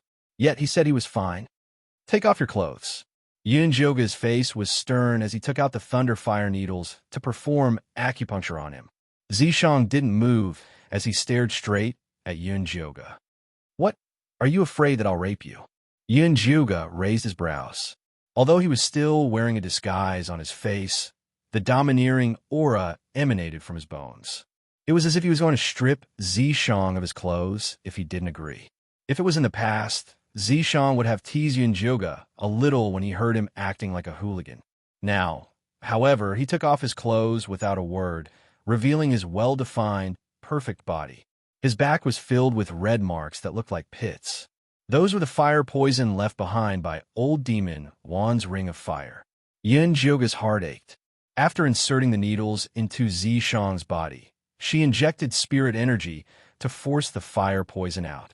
However, Zishang was now at the golden core stage while she was only at the 7th stage of chi refinement. Why was she so weak? Yunjioga felt defeated for the first time. "Don't be sad, I'm fine." Zishang stood up slightly and turned to comfort Yunjioga. His eyes were filled with gentleness. "Which eye of yours saw that I'm sad? Lie down." Yunjioga pressed Zishang back and continued to insert needles into him. "Circulate your spirit energy according to the order of my needles and force the fire poison out together." Zishang didn't make a sound. Actually, his body was strong. Even if he ignored this injury, it would be forced out sooner or later. However, Yunjioga was obviously in a bad mood. Zishang tactfully didn't continue to provoke her. Instead, he began to circulate his spirit energy according to her instructions. A little red fire poison was forced out. When it dripped onto the floor, it immediately emitted a faint white smoke. Yunjioga's face was tense, as if she was angry with someone. The thunder fire needles were fast and accurate. The 2 tender green leaves on her body also emitted a faint green light. They followed behind the thunder fire needles to repair themselves. In less than the time it took to burn a stick of incense, Zishang had forced all the fire poison out. That strong and broad back returned to its original state. His white, jade-like skin glowed with a moist light. It made people want to touch it just by looking at it. Yunjioga knew how smooth and soft Zishang's skin was. It was like fine silk. Touching it was simply a pleasure. She couldn't help but want to reach out, but she heard Zishang's muffled voice. Are you done? Oh, I'm done. Yunjioga came back to her senses. She suddenly felt a little disdainful of herself. In the past, when Zishang opened his arms for her to touch, she didn't cherish it. Now that she was drooling, it was already too late. Thank you. Zishang got up and put on his clothes. His gray hair fell on his handsome face. There was a sense of alienation and indifference. The thunder fire needles in Yunjioga's hand paused. She looked up at him. There was a hidden bitterness in her tone that even she didn't notice. You never said thank you in the past. Zishang looked down and said, That was because I wasn't polite before. I asked for your forgiveness. Forgiveness, my ass. What's wrong with you? Why are you acting so strange? If you have any dissatisfaction with me, then just say it. Yunjioga was angry. I just feel that I was too disrespectful to you before. It's not good, I'm sorry. Zishang's expression was still indifferent. With his gray hair and gray eyes, he looked as cold as an corpse. Chapter 387. Sorry, my ass. Yunjioga almost broke the lightning fire needle in her hand. She couldn't hold back the fire in her heart anymore. She grabbed Zishang's collar and said, I'll say it here today. The previous life is the previous life, and this life is this life. Even if I let you down in my previous life, you can't blame this on me. Anyway, she definitely wouldn't take the blame for something she didn't do. You remember? Zishang looked a little nervous. His pupils had turned purple. No, it was the little baby who told me. Just as Yunjioga shook her head, the little baby's screams rang out in her mind. Master, how can you betray me? I will be killed by Lord Zishang. Yunjioga ignored the little baby and stared at Zishang. She had to make things clear to him. Zishang sighed slightly. His light purple eyes stared straight at Yunjioga and said seriously, You didn't let me down. Not in the past and not now. Then why are you still so weird? Yunjioga frowned. Could the little baby have lied to her? She wasn't a scumbag in her previous life. Master, I didn't lie to you. You really have a lot of people to invite. The little baby continued to scream. Shut up. Yunjioga shouted at the little baby. The little baby immediately didn't dare to make a sound. Because you were too powerful in the past. I'm afraid you'll remember what happened in the past and hit me. So from today onwards, you have to be an honest demon. Zishang suddenly smiled. He had the cunning and evil look from before. I don't need to remember what happened in the past. I can hit you now. Yunjioga punched Zishang. Zishang's handsome face scrunched up, and he cooperated with a pained expression. Keep pretending. Yunjioga couldn't help but punch him again. Zishang didn't resist. There was a doting smile on his light red lips. His gaze was very gentle, and there was a trace of sadness. It was as if he was looking through her. Yunjioga felt uncomfortable. She wanted to punch him to death. However, it was too difficult. Yunjioga thought about it and held Zishang's face.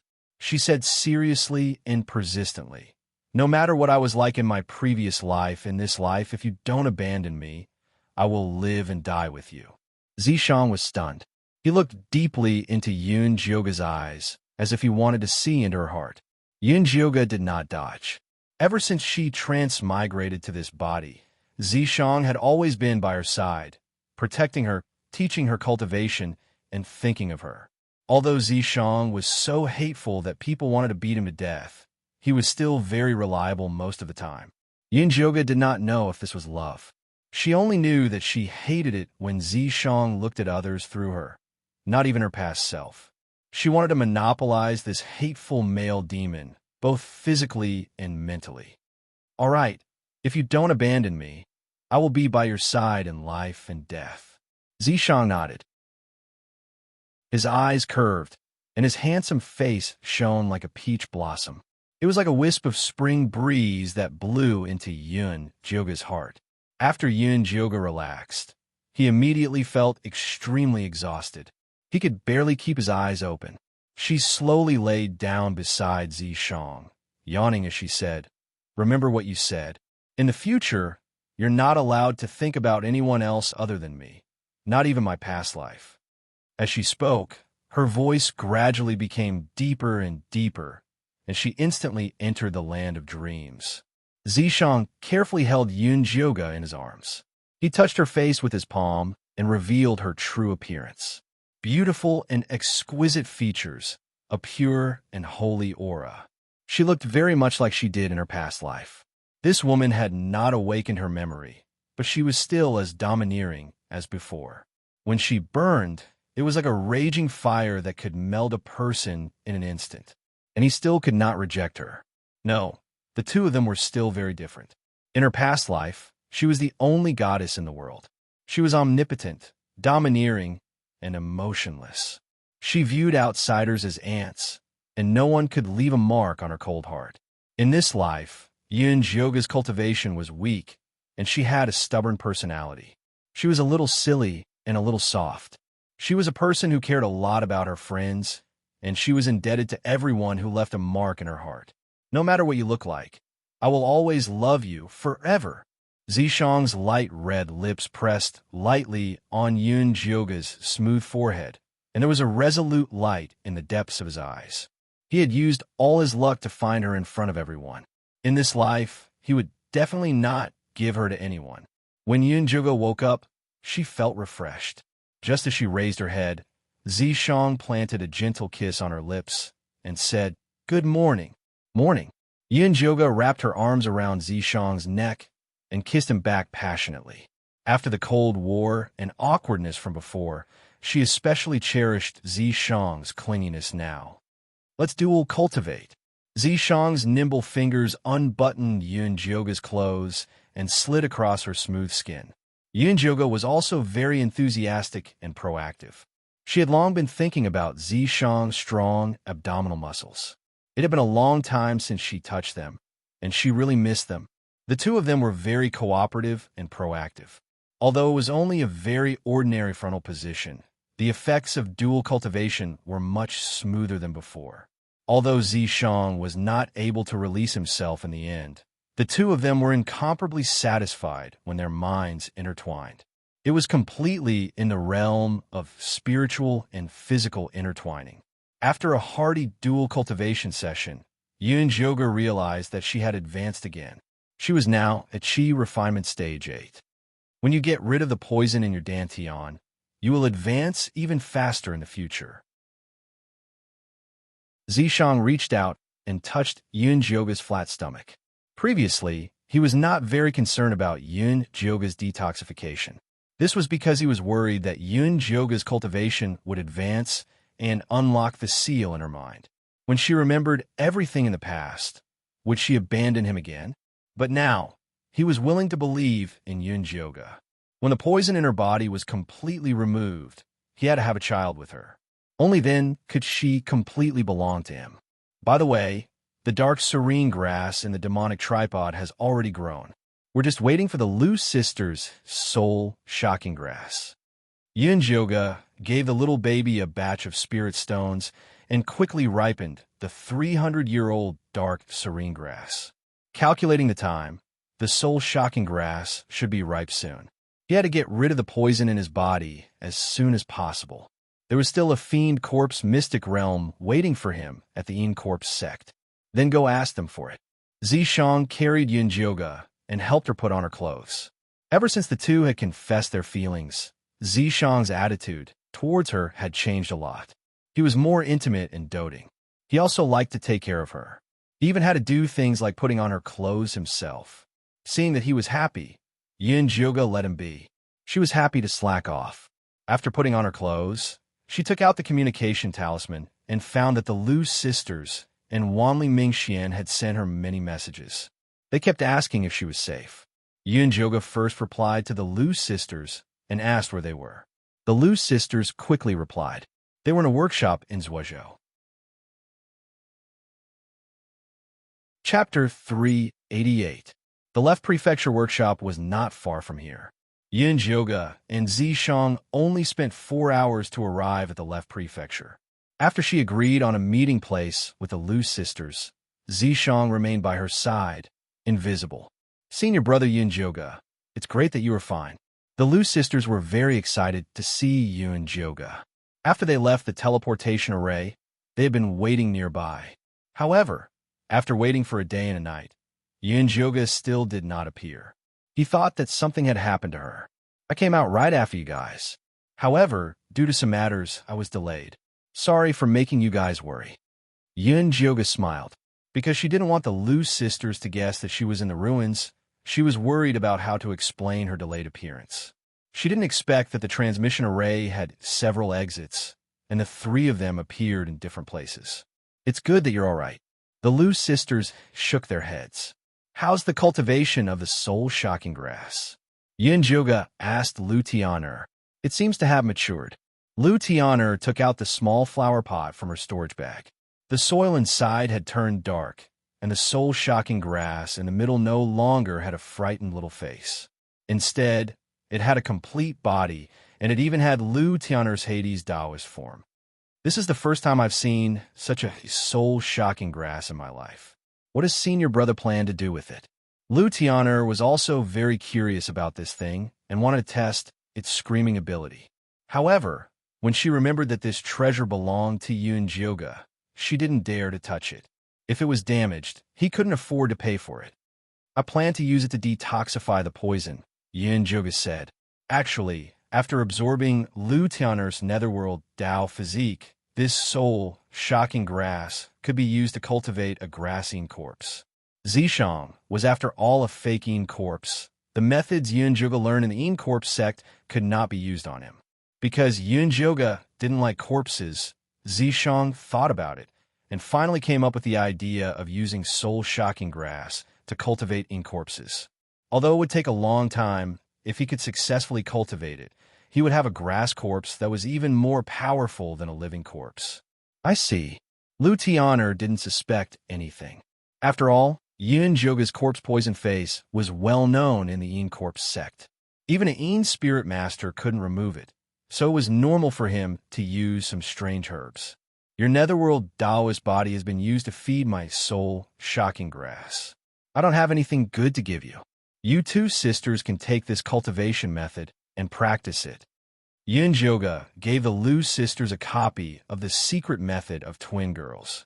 This cultivation technique was most suitable for the twins who had a telepathic connection.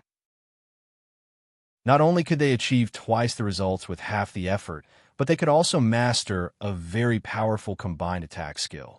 The Lu sisters were wild with joy when they received this cultivation technique. This was especially so for Lu Tian'er. After losing the netherworld Taoist body, she always felt insecure and was afraid that she would drag her sister down. This technique was definitely a timely help. What are your plans now? Yunjioga asked the Lu sisters. We plan to find a place to go into seclusion and wait for the Overlord flower to advance. The Lu sisters had been discussing this matter for the past few days. The incident at the ruins had made them fully aware of the fact that it was pointless to go anywhere without strength. If it wasn't for Yunjioga protecting them, they would have died in the ruins long ago. It's good to go into seclusion and avoid the limelight. When Zishang was fighting for the treasure, he disguised himself as an evil old monster. When the people of the Central State ran to find the evil old monster, Yunjioga was worried that the two sisters would be implicated. I heard from senior brother Wanli that the Central State is very chaotic now. It's better for us to stay as far away as possible. Lu Meier nodded. At this time, Lu Tian'er thought of another matter. Oh right, senior brother Yunjio. Do you know that senior brother Wanli is the young master of the Myriad Treasure Tower?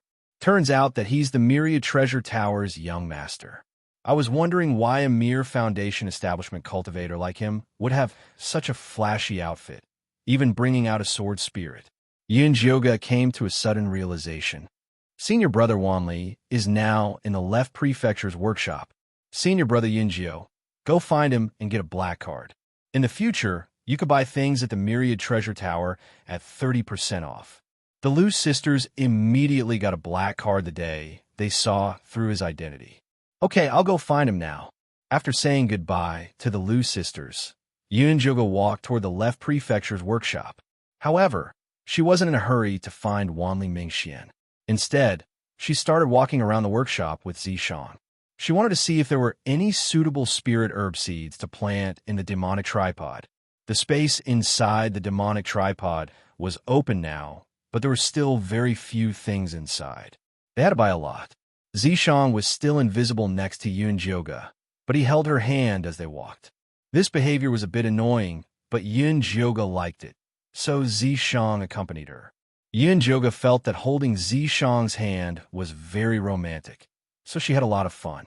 Shopping was secondary. When they passed by a small stall, Zishang suddenly pulled her and said, "The couple 200 meters to the left is Jinchuan and Siyue." Jinchuan and Siyue? Yun-Jyoga's eyes widened. She looked at the two unfamiliar figures in disbelief. One was an old man, and the other was a pretty granddaughter. If Zishang hadn't reminded her, she definitely wouldn't have recognized them. Why are these two here? Yun-Jyoga had suspected their relationship when she was in Corpse Sect. Unfortunately, Jinchuan covered it up very well. He never asked about Siyue again, so she couldn't find anything. "Follow them," Zishang ordered softly. Jinchuan and Siyue had high status in Corpse Sect. If she could get something on them, it would be very good for Yun-Jyoga's position in Corpse Sect. Yun-Jyoga thought so too. So she pulled Zishang along and quietly followed behind the two of them. Jinchuan and Siyue were very vigilant. The two walked around the workshop until it was dark before they quietly left. They walked to the wasteland in the suburbs. Yun-Jyoga and Zishang followed them quietly. Finally, they arrived at a dilapidated temple 200 miles away. At this time, there was a defensive restriction around the temple. Many talismans could be seen shining inside. "Those are the talismans of Purple Cloud Sect," Zishang whispered to Yun-Jyoga. Previously, when he and Yun-Jyoga were killing Bloodthirsty Sect, they had interacted with the elite disciples of Purple Cloud Sect for a period of time. They were very familiar with their talismans. Why did Jinchuan and Siyue come here to meet Purple Cloud Sect disciples in the middle of the night? Yun-Jyoga frowned. Corpse Sect and Purple Cloud Sect were mortal enemies. "Let's go and see." Zishang pulled Yun-Jyoga's hand and silently went to the top of the dilapidated temple. The light of the talismans couldn't stop the destruction of Zishang's demonic power. He stretched out his finger and poked a small round hole in the roof. They could clearly see what was inside. Yun-Jyoga stuck close to Zishang and looked into the round hole. She was instantly shocked. Chapter 389. What did you see? Zishang looked at Yun-Jyoga's round eyes and couldn't help but pull her ear. "Help me see if that person is Nangong Li." Yun-Jyoga pointed at the small round hole, worried that she had seen wrongly. "It's him. He's already at the middle stage of Foundation Establishment Realm." Zishang recognized him at a glance. When they swept through the Bloodthirsty Sect, Nangong Li was only at the peak stage of Qi refinement. He didn't expect his cultivation to improve so quickly. How did they get together? Jinchuan, Siyue, Nangong Li, these three didn't seem to match. "Keep watching." Zishang hugged Yun-Jyoga and started watching the show. Inside the ruined temple, Nangong Li was dressed in black, his handsome face cold, and he still had an unapproachable look. Jinchuan and Siyue stood in front of him and cupped their hands at the same time. Subordinate came late. "Please forgive us, young master." "No worries," Nangong Li said indifferently, then looked at Siyue and said, "You recovered your memory?" Siyue immediately knelt on one knee and said to Nangong Li guiltily, "Subordinate is useless. Before going to Corp Sect, I was amnesiac and almost ruined young master's plan. Fortunately, Big Brother Jean Chuan helped me recover my memory in time. Please punish me, young master." Hearing this, Yun-Jyoga was shocked again. She didn't expect Siyue and Jinchuan to be from the Purple Cloud Sect. No wonder Jinchuan saved Siyue. You didn't do it on purpose. Fortunately, it was a blessing in disguise, and you successfully infiltrated Corp Sect. You've been in Corp Sect for so long. Have you found the whereabouts of my aunt? Nangong Li asked again. It's confirmed that Miss You should be hidden by Cho-san in the forbidden area, Siyue replied cautiously. Hearing this, Yun-Jyoga thought of the golden core girl she saw in Cho-san's forbidden area. Could she be Nangong Li's aunt? Is my aunt still alive? Nangong Li's cold face revealed a nervous expression. Subordinate can't be sure. Cus shook her head hesitantly, then said, but I heard that Cho-san has been looking for a treasure map to a mystic realm these years. A mystic realm treasure map. A fierce look flashed across Nangong Li's eyes as he said, back then, my aunt discovered a secret realm, which is why she disappeared. From the looks of it, this treasure map should have something to do with Miss Yu, Cus said. It would be great if we could capture Cho's son and interrogate him, Nangong Li said while gritting his teeth. Young master, Cho's son has been concentrating on refining corpses for the past few years. Although his cultivation has not completely recovered, he has refined quite a few ape corpse soldiers. I'm afraid it won't be easy to deal with them. Cua quickly advised. That's right, young master. We've already endured for so many years. There's no need to be impatient. Jean Chuan also advised. I understand. You guys continue to investigate, especially regarding the matter regarding the treasure map. You must investigate it thoroughly. Nangong Li quickly regained his stern appearance. I heard that the treasure map was divided into several parts. Now, one of them is in the Fiend Corp's secret territory. According to Cho-san, he wants to get that treasure map at all costs. Cua had heard this from Jin Yanwei. Fiend Corp's secret territory? Nangong Li seemed to have thought of something. A cold light flashed in his eyes as he instructed Jin Chuan and Cua. Since Cho-san wants it, you guys help him. Once you've collected all the treasure maps, inform me. Yes. Jin Chuan and Cua nodded at the same time and left the broken temple. Nangong Li stood in the same place for a while before taking out a black pill from his storage bag and putting it in his mouth. Then his body trembled and his height actually increased by 4 inches. The muscles on his face moved again and again, finally turning into the appearance of Wanli Mingxian. Fuck! Yin Jioga looked at Nangong Li's transformation and was completely stunned. He was even more shocked than when he found out that Jin Chuan and Cua were spies for the Purple Cloud sect. She had interacted with Nangong Li before and knew that he was a very quiet and introverted person. Compared to the carefree Wanli Mingxian, it was the complete opposite of him. A person could play 2 roles and do it so naturally. What kind of acting skills did he have? Just as she was thinking about this, she saw that after Nangong Li finished changing his face, he turned his head and grinned. Then he walked out in a carefree manner. Although there was no one around, he maintained the appearance of Wanli Mingxian very naturally and did not feel out of place at all. This person's soul is very strange. Zishang whispered into Yun Zhuge's ear. There are 2 people in his body. Could Wanli Mingxian have been possessed by Nangong Li? Yun Zhuge asked hurriedly.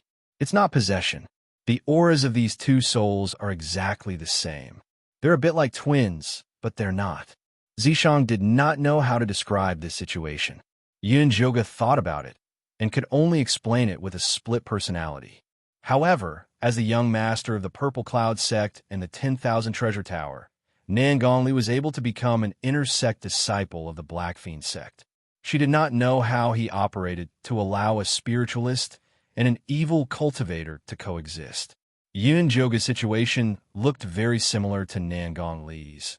But if her Dantian had not been destroyed and her cultivation had disappeared, she would not have been able to start cultivating in the Corp's sect's outer sect. After all, Elder Mo Hua and Elder Baigu were not blind. However, this had nothing to do with Yun Zhuge. She was more concerned about the Fiend Corp's secret realm's treasure map. This was very likely to be the last piece, so she had to get it. Nangong Li wanted to save her aunt, and she wanted the treasure map.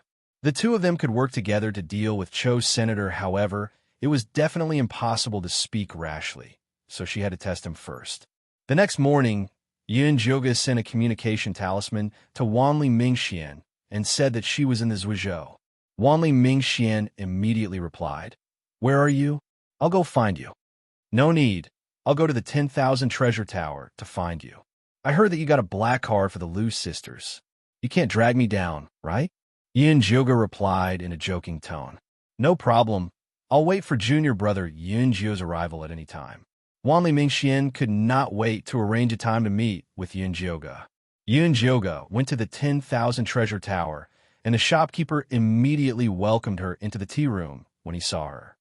Junior brother Yunjio, I've been waiting for you at the teleportation formation for a long time. I was afraid that something would happen to you. Wanli Mingxian poured a cup of tea for her. I'm fine. It's just that the teleportation location is a bit far from you guys.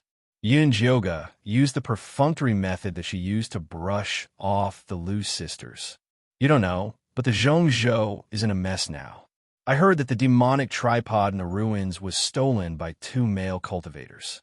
Old Lady Sure and Old Devil One are furious and are looking for them everywhere. Wanli Mingxuan's eyes had a trace of probing in them. After all, Yun Jioga came out last, so she might know something. Do you know who those 2 male cultivators are? Yun Jioga's eyes lit up, and she pretended to be interested. Chapter 390. The news hasn't been released yet. Actually, Wanli Mingxian had already received some information. It was said that one of them was a demonic old monster. However, such precious information was obtained at a great cost by the brothel. He couldn't just give it to someone else for free, even if it was a savior. This was the rule. What a pity. Yun Jioga looked pained for not being able to get the demonic tripod. Junior brother Yunjio, if you really want to know, I can help you ask around. Wanli Mingxian saw that she didn't look fake and was willing to leak some information for her. However, the price was necessary. No need. I'm not in the mood for that right now. Yun Jioga put down the teacup and looked straight at Wanli Mingxian. Actually, I came this time to ask if senior brother Wanli has heard of the Fiend Corp's Mystic Realm. The Fiend Corp's Mystic Realm only opens once every 100 years. Every evil sect will send elite disciples to kill fiend corpses and collect fiend beads. However, you're only at Qi refinement level 8. It's not your turn to go. Wanli Mingxuan's expression was calm. Logically, I shouldn't go, but Ink Flower and Elder Whitebone specifically asked me to go. Yun Jioga grimaced. They're clearly trying to mess with you. Wanli Mingxian had a sympathetic expression. Although Yun Jioga had the 1,000-year zombie to protect her, being targeted by the elders of the sect wasn't going to be easy. Yes, that's why I came to ask for information. Have you entered the Fiend Corp's Mystic Realm? Yun Jioga asked. I haven't either, but I heard from the seniors that the fiend corpses inside are very difficult to deal with. We have to form teams to be safe. You have to be careful. The corpse sect elder was clearly trying to mess with Yun Jioga. The team he sent would definitely be disadvantageous to her. If I enter the Mystic Realm, can we meet? Yun Jioga wanted to find help. The Mystic Realm is very big. That's hard to say. If we can meet, I'll definitely protect you. Wanli Mingxian said seriously. He was able to leave the Mystic Realm thanks to Yun Jioga's help. He naturally had to help if he could. Besides, their Black Fiend sect focused on refining fiends. No matter how good Yun Jioga's 1,000-year living corpse was, it had nothing to do with them. If there was no conflict of interest, there would be no danger. They just needed to kill the fiend corpse.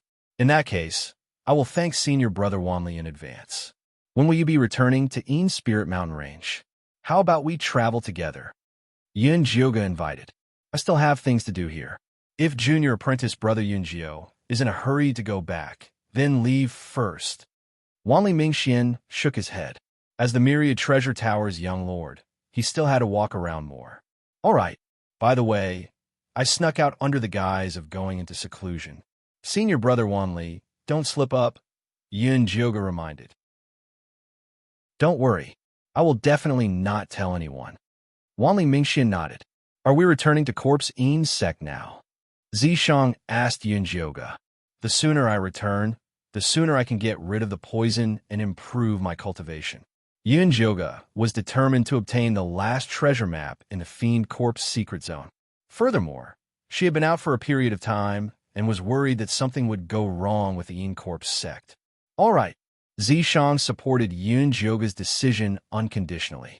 Central State, sure family. Old woman sat on the main seat with Yu Sha by her side. Together, they looked at a middle-aged scholar who was tied up tightly.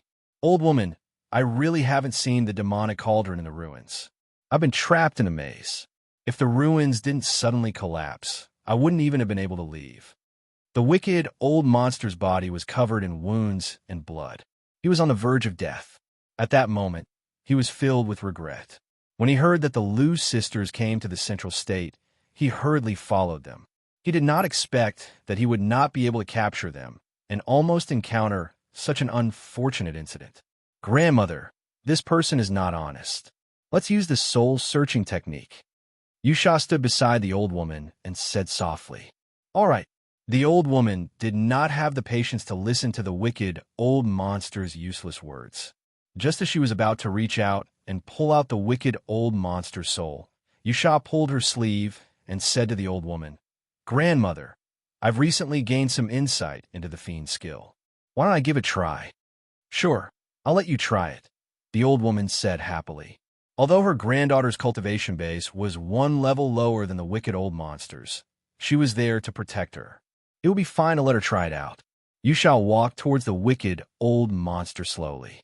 Her pink dress was like a lotus swaying in the water.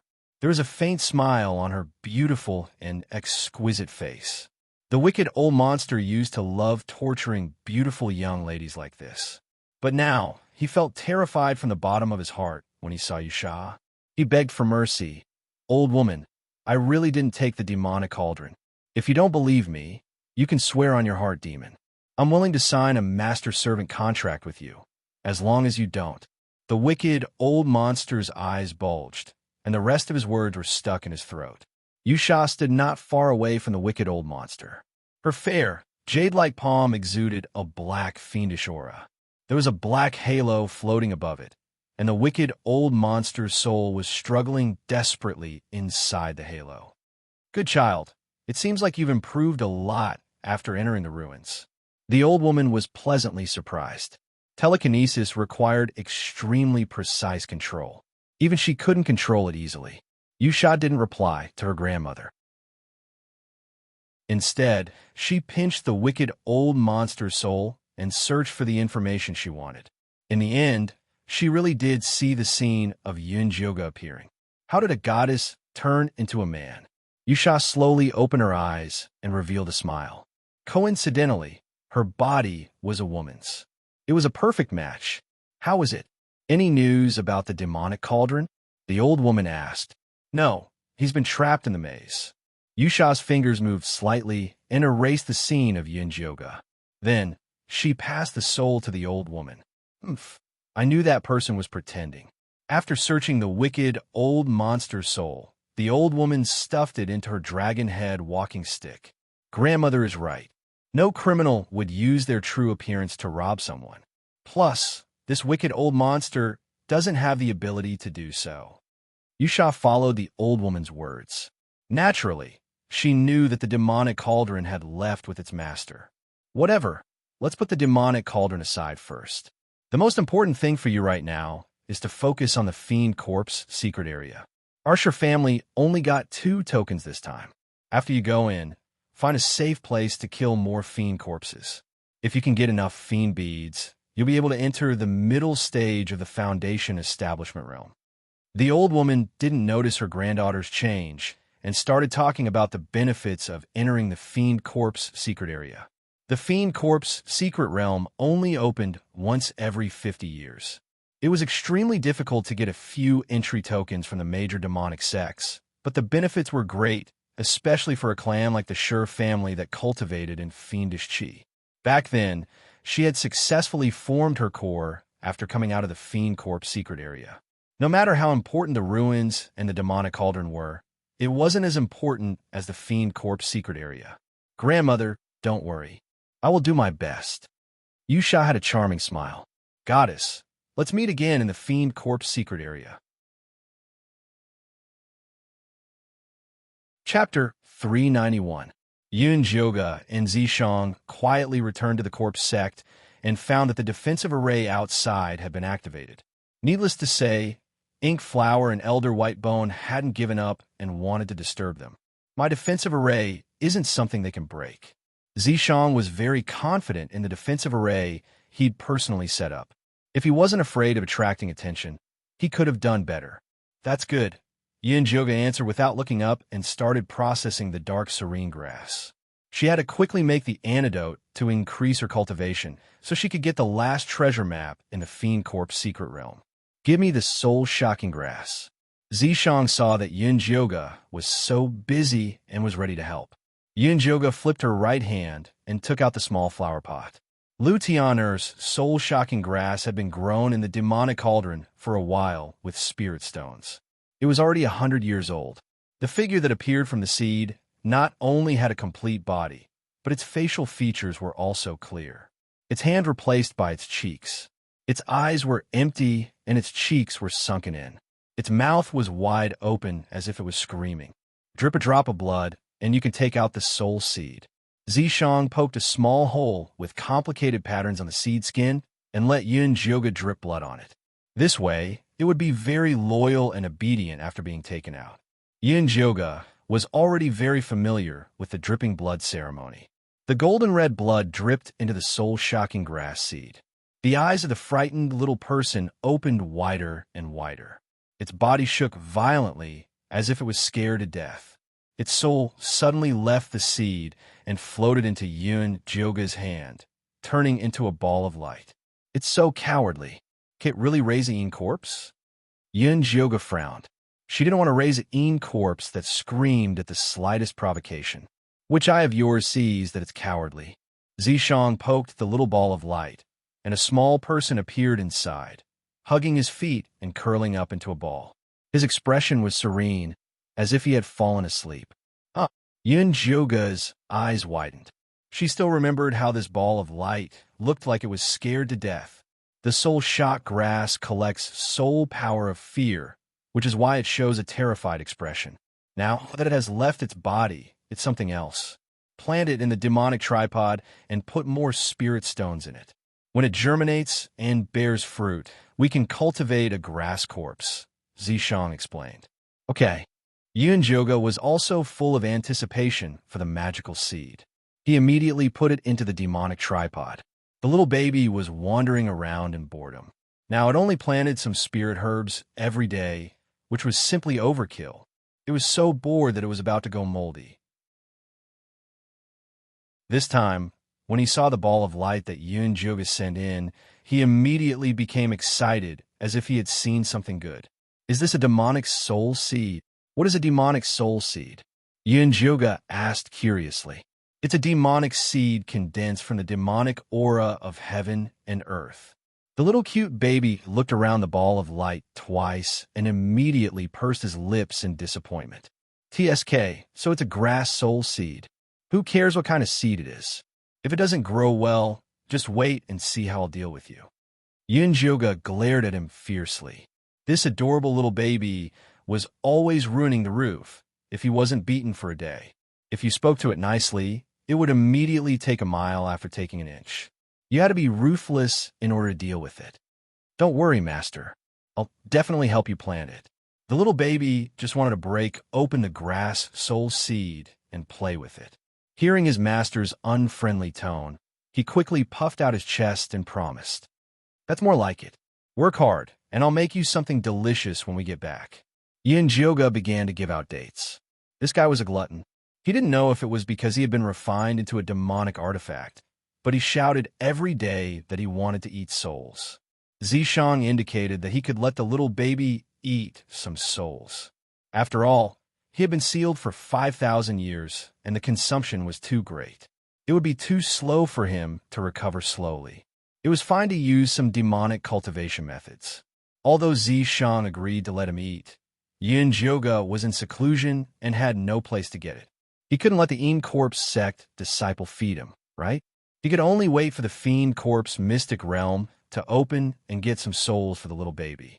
The little baby immediately became high-spirited after getting the sweet dates from Yunjioga. He had to get the grass soul seed out. After Yunjioga settled the little baby, she took out the small bronze cauldron and prepared to refine the antidote. The demonic cauldron that the little baby was in was too strong. Yunjioga couldn't use it at all with her cultivation. As long as she separated the small bronze cauldron from the demonic cauldron and used it, the power would be about 1,000th of the main body. Yun Jyoga put the soul-shocking grass seed and the 100-year dark serene grass into the small bronze cauldron. Then, she summoned the white bone fire and started refining. 2 hours later, the small bronze cauldron spewed out hot air. The antidote for the second stage of the nine-bone shatterer was finally refined. Yun Jyoga opened the small cauldron and saw a hazy golden light inside. It had to be consumed on the spot. Yun Jyoga stuffed the light into her mouth and sat cross-legged to absorb it. Zishang stayed by Yun Jyoga's side to protect her, paying full attention to her condition. The light entered Yun Jyoga's mouth and began to circulate in her body along with her spiritual power. At first, it was very smooth. The toxins that went deep into the bone marrow were forced out. They followed the light to Yun Jyoga's dantian and directly entered the base. Suddenly, with a boom, a sharp pain exploded in Yun Jyoga's abdomen. Yun Jyoga screamed in pain and fell to the ground, clutching her abdomen. Her face was as pale as a corpse. Jyoga, Zishang's handsome face changed. He hurriedly lifted her clothes to take a closer look. He saw that Yun Jyoga's abdomen was heaving up and down. The 8 poisonous lights and the golden light were clashing, using her dantian as a battlefield. The fiercest one was a scarlet poisonous light. Nine-bone shatterer was broken and reconstructed. Pain was inevitable. It hurts. Yun Jyoga moaned in pain. Cold sweat drenched her entire back. Even breathing was difficult. She wished she could kill herself. Zishang's heart twitched. He gently caressed Yun Jyoga's head and comforted her softly. Don't be afraid. It won't hurt very long. With that said, he took off their clothes and hugged her from behind. Yun Jyoga felt the familiar swelling pain. She could not help but roar in her heart. What the hell was this? Dual cultivation. Zishang's heart was as calm as still water. He hugged Yun Jyoga and silently chanted a cultivation method. A purple demonic energy entered Yun Jyoga's body. The scarlet poisonous light that was fighting with the golden light in her dantian was like a shark that smelled blood when it smelled the demonic energy. It rushed out of the battlefield and chased after Zishang's demonic energy into his body. The detoxifying golden light also rushed out. Without any opponents, the other 7 kinds of poisonous lights also gradually stopped. Yun Jyoga did not know that Zishang had drawn the poison away. When she realized that her dantian had calmed down, she sped up the circulation of her spiritual power to expel the poison. Zishang allowed the golden and scarlet lights to wreak havoc in her body. Instead, he continued to pour spiritual power into Yun Jyoga's body to help her circulate the chi circulation to expel the poison.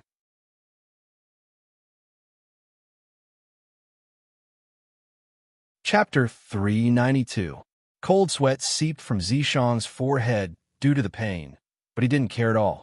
His pale purple eyes stared at Yun Jyoga with concern.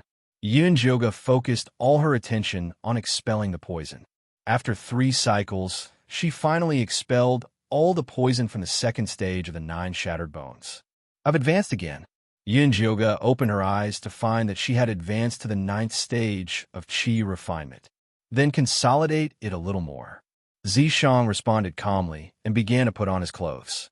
His movements were steady and there was nothing strange. Okay.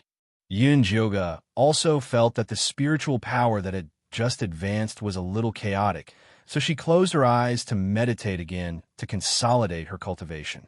Zishang took the opportunity to focus on eliminating the red poison light in his body. Because he was afraid that Yun Jyoga would find out, he was completely hurting himself. His violent actions worsened his internal injuries.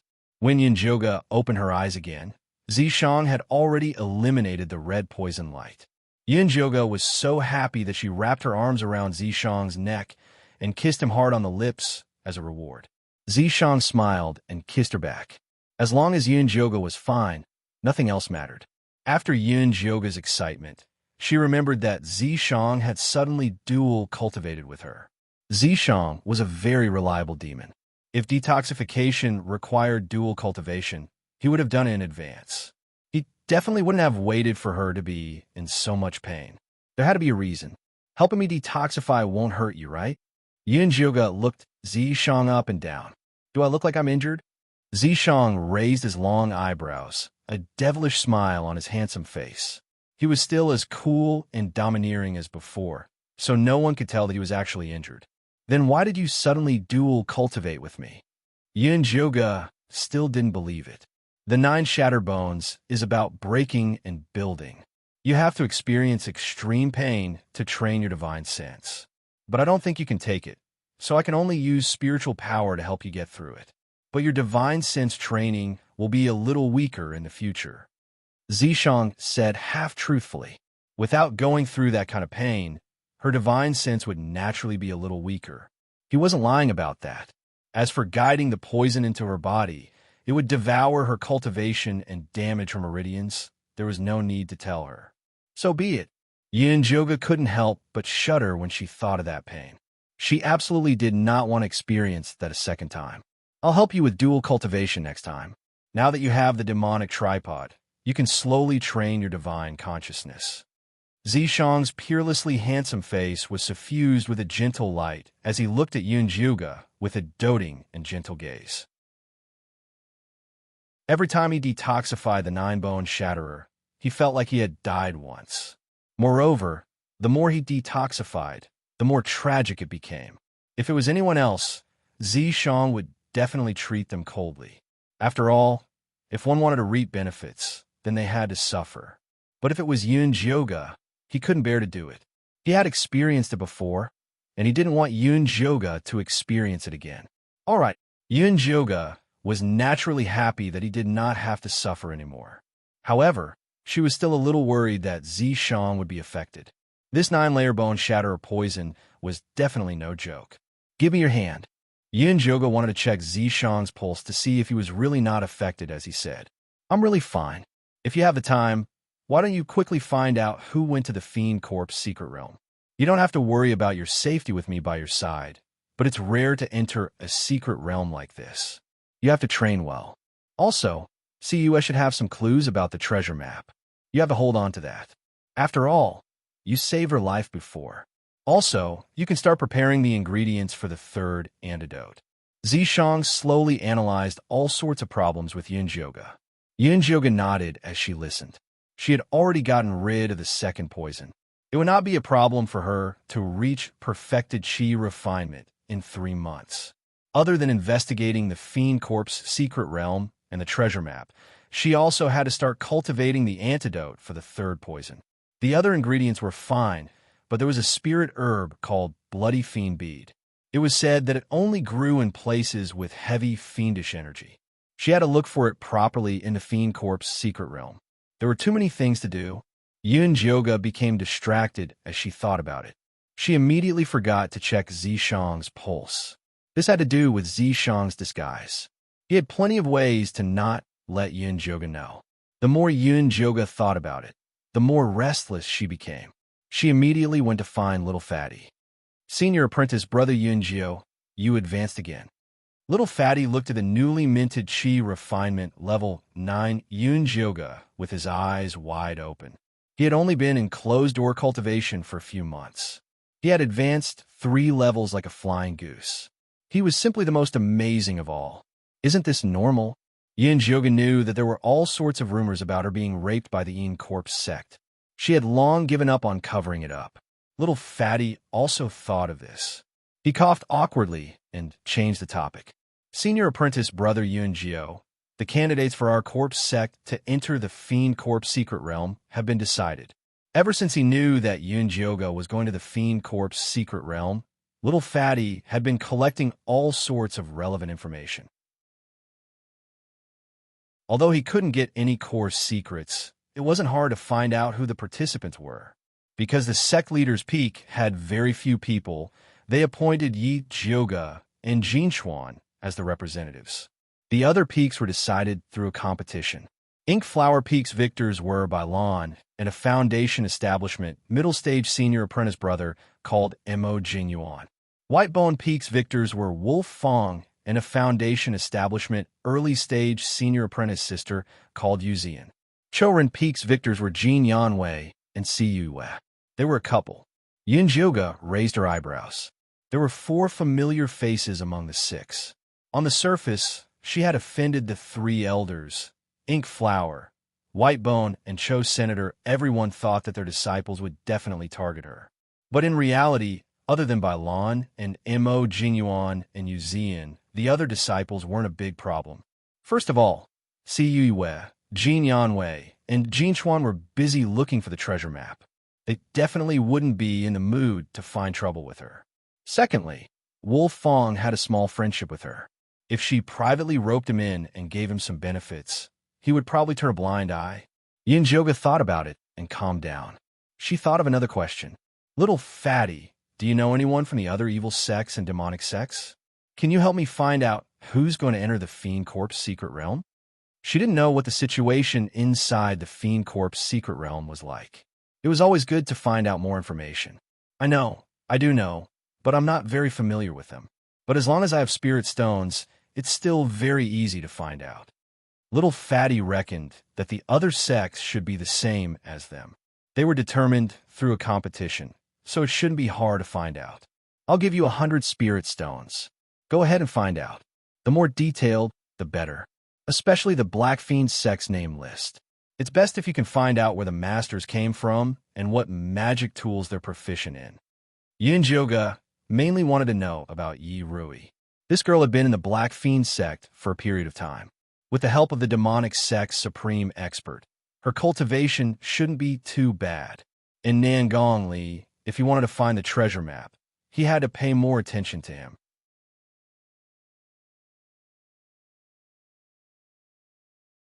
Chapter 393. Senior Brother Yunjio, don't worry, leave this to me. Little Fatty was very excited. These people were all his connections, and his network would be even bigger in the future. After Yunjioga and Little Fatty parted ways, she returned to the cave abode and started to prepare things to win over Wolf Fong. Wolf Fong was now in Foundation establishment, and the Meridian Protection Pill was suitable for him. She still had a lot on hand, and it would be good to give them as gifts. If you give him pills for free, he probably won't dare to take them. Why don't you sell him some good defensive Dharma artifacts? He'll need them in the Fiend Corp's mystic realm. Zishang thought more carefully than Yunjioga.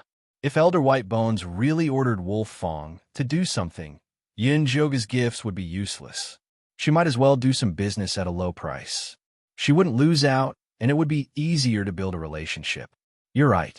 Yunjioga thought about it and agreed. If Wolf Fong misunderstood and wanted him to deal with Elder Whitebones, it would be troublesome. However, she could prepare for 2 things when giving gifts. He wouldn't accept the Dharma artifacts after giving pills first. She had collected a lot of things on her way to Central Continent. Now was the time to sort them out. After Yunjioga sorted them out, she had a total of 10,000 spirit stones, talismans, and pills. There were 12 types of defensive artifacts, all of which were common goods that could be used in the workshop. There were 8 offensive Dharma artifacts. The 3 most valuable ones were obtained from mid-stage Foundation establishment cultivators. There was a small black iron hook, a green ghost ruler, and the fat old man's bamboo cane. Although the iron hook and the green ghost ruler were rare high-level Dharma artifacts, Yunjioga couldn't sell them for fear that someone would find out about her. However, when the fat old man took out the bamboo cane, treasure-seeking Scorpion crawled out of Yunjioga's new high-level spirit beast bag. Master, there's a treasure. Treasure-seeking Scorpion didn't perform well at the ruins. Recently, it wanted to perform well. Now that it smelled the spiritual light, it immediately crawled out. Which one is the treasure? Yunjioga immediately took out all the treasures in the storage bag. Treasure-seeking Scorpion circled around it twice and finally stopped beside the bamboo cane. It said hesitantly, "This thing has a very powerful spiritual light." It was preparing to advance recently, and its spiritual sense was stronger than before.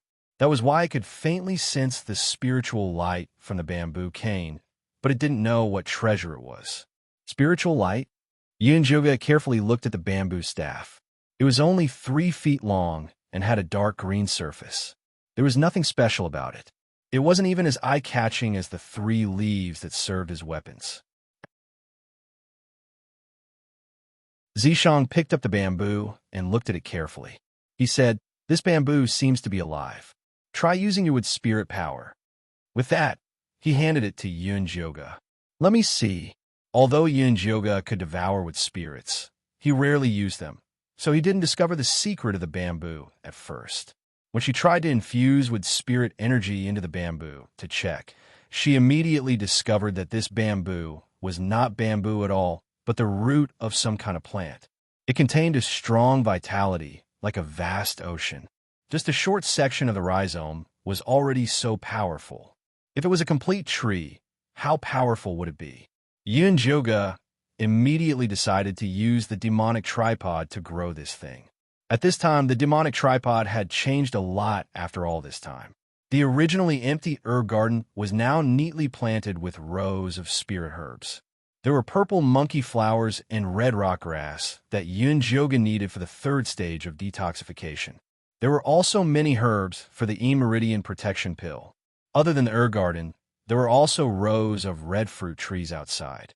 They were filled with pink spirit peaches that were ready to ripen. These peaches were not only full of spirit energy, but could also nourish meridians. Most importantly, they were good for spirit beast advancement. Yunjioga had planted them for the treasure-seeking scorpion couple. Next to the stream was a top-grade herb garden with the densest spirit energy. Now, only the grass soul seed was planted. This kind of rare thing consumed a lot of spirit energy and usually had to be planted separately. The little baby was attentively serving the grass soul seed by the stream. He had moved most of the spirit energy from the demonic tripod here so that the grass soul seed could germinate and bear fruit faster. He could have a few top-grade souls to taste. Back then, Wansha had let him eat freely. Those days had been so beautiful. When the little baby thought of this, he couldn't help but touch the little black horn on his head. Without the support of souls, his horn had become smaller and wasn't pretty anymore. How could he find a partner in the future? He didn't want to be a lover like Wansha. He wanted to be a wife like Lord Zishang. Just as the little baby was sighing, Yunjioga's divine sense came in with the bamboo. He asked the little baby, "Do you know what this is?" Here's the chance to perform." The little baby was shocked. He quickly took the bamboo and looked at it carefully. Then he looked at it again and again. Then he sadly realized that he didn't recognize it at all. "Master, I've been sealed for 5,000 years. In order to find you, I wasted a lot of divine sense. I don't remember many things." The little baby touched the little black horn on his head. He felt wronged. "It's fine if you don't remember. Just tell me if you can plant it." Yunjioga didn't have high expectations for the little baby, so he wasn't disappointed. "I can plant it, but this root system is a bit strange. I'm afraid it will cost a lot of spiritual power to plant it." Planting things was the little baby's instinct. Even if he couldn't recognize it, he could still plant it. How much spiritual power will it cost? Yunjioga thought that if it wasn't much, he would plant it first to see what it was. If it was something good, he would be rich. If I use spirit stones, it will cost at least 500 high-grade spirit stones. The little baby roughly estimated. What? Yunjioga was stunned. One high-grade spirit stone was equivalent to 100,000 low-grade spirit stones. 1,000 high-grade spirit stones was equivalent to 5 million. The 10,000 low-grade spirit stones in her hands couldn't even be counted as a living thing. How could she raise it? Plant it first. Just make sure it can survive. Yunjioga decisively gave up. 5 million spirit stones. Even if she sold herself, she wouldn't be able to get this number. However, even if she couldn't earn it now, it didn't mean that she would keep it as a memento. Actually, if you don't use spirit stones, there's another way. The little baby blinked his big eyes. His small round face looked like he was thinking for Yunjioga. What way? Yunjioga's eyes lit up, and he quickly asked. If you use souls to raise it, you only need 10,000 souls. The little baby was very naive and innocent as he raised a tender little finger. He indicated that this method was much easier than getting high-grade spirit stones. There were people everywhere in the Soul Mountains. It was a piece of cake to kill thousands of people. When the time came, he would secretly get some to satisfy his craving. Presumably, his master wouldn't find out. He, 10,000 souls. Yun Jyoga chuckled at the little baby and then scolded fiercely. Why don't you go to heaven? If you like eating souls so much, go back to your one sha. I can't afford to support a demon like you. Every day, he provoked her to kill people to find souls. Did he really want to force her to become a female demon who killed people without blinking?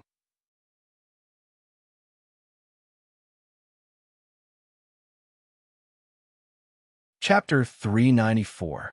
Sob, I was just giving you an idea. It's fine if you don't accept it, but why are you being mean to me? The cute baby pouted and started crying. What are you crying for? Hurry up and plan it for me. If it doesn't survive, I'll teach you a lesson. Yun Jyoga had already seen through this guy's evil face and wasn't fooled at all. Right away, right away. The cute baby immediately stopped crying and didn't dare to cause any more trouble. After receiving the bamboo, he eagerly chose a spot far away from the grass soul seed and planted it. Then he made a hand seal to draw water from the stream to water it. Yun Jyoga saw that the cute baby was obedient and left the demonic tripod tiredly. What's wrong? Did that cute baby make you angry again? Zishang noticed Yun Jyoga's bad expression and asked gently, Do you think I was a bad, vicious, and overbearing demoness in my previous life? Yun Jyoga asked sullenly. Although she didn't think she was a good person, she didn't expect herself to be so bad in the past. Why do you ask? Zishang raised his eyebrows. What had triggered this girl? Otherwise, why would I make such a demonic tripod that eats souls at every turn? 10,000 at once. The cute baby's matter-of-fact look proved that he really had eaten a lot in the past. Although the Een Spirit Mountain was the base camp of the evil and demonic sects, the big sects all had their own cultivation methods. Whether it was Een Chi, Evil Chi, Ghost Chi, Essence Chi, or Soul Chi to cultivate, they all had their own authentic sources. No one would kill people to cultivate. If evil disciples killed people like flies, the ordinary people of the Een Spirit Mountain would have died long ago. How could they recruit disciples to expand their sect? Those who relied on killing to cultivate were either small sects or scattered evil cultivators. Not to mention the righteous sects. Even the evil sects and demonic sects would not hesitate to do the same to the evil sects, let alone the righteous sections. The cute baby is just greedy. I'll teach it slowly in the future, Zishang said indifferently.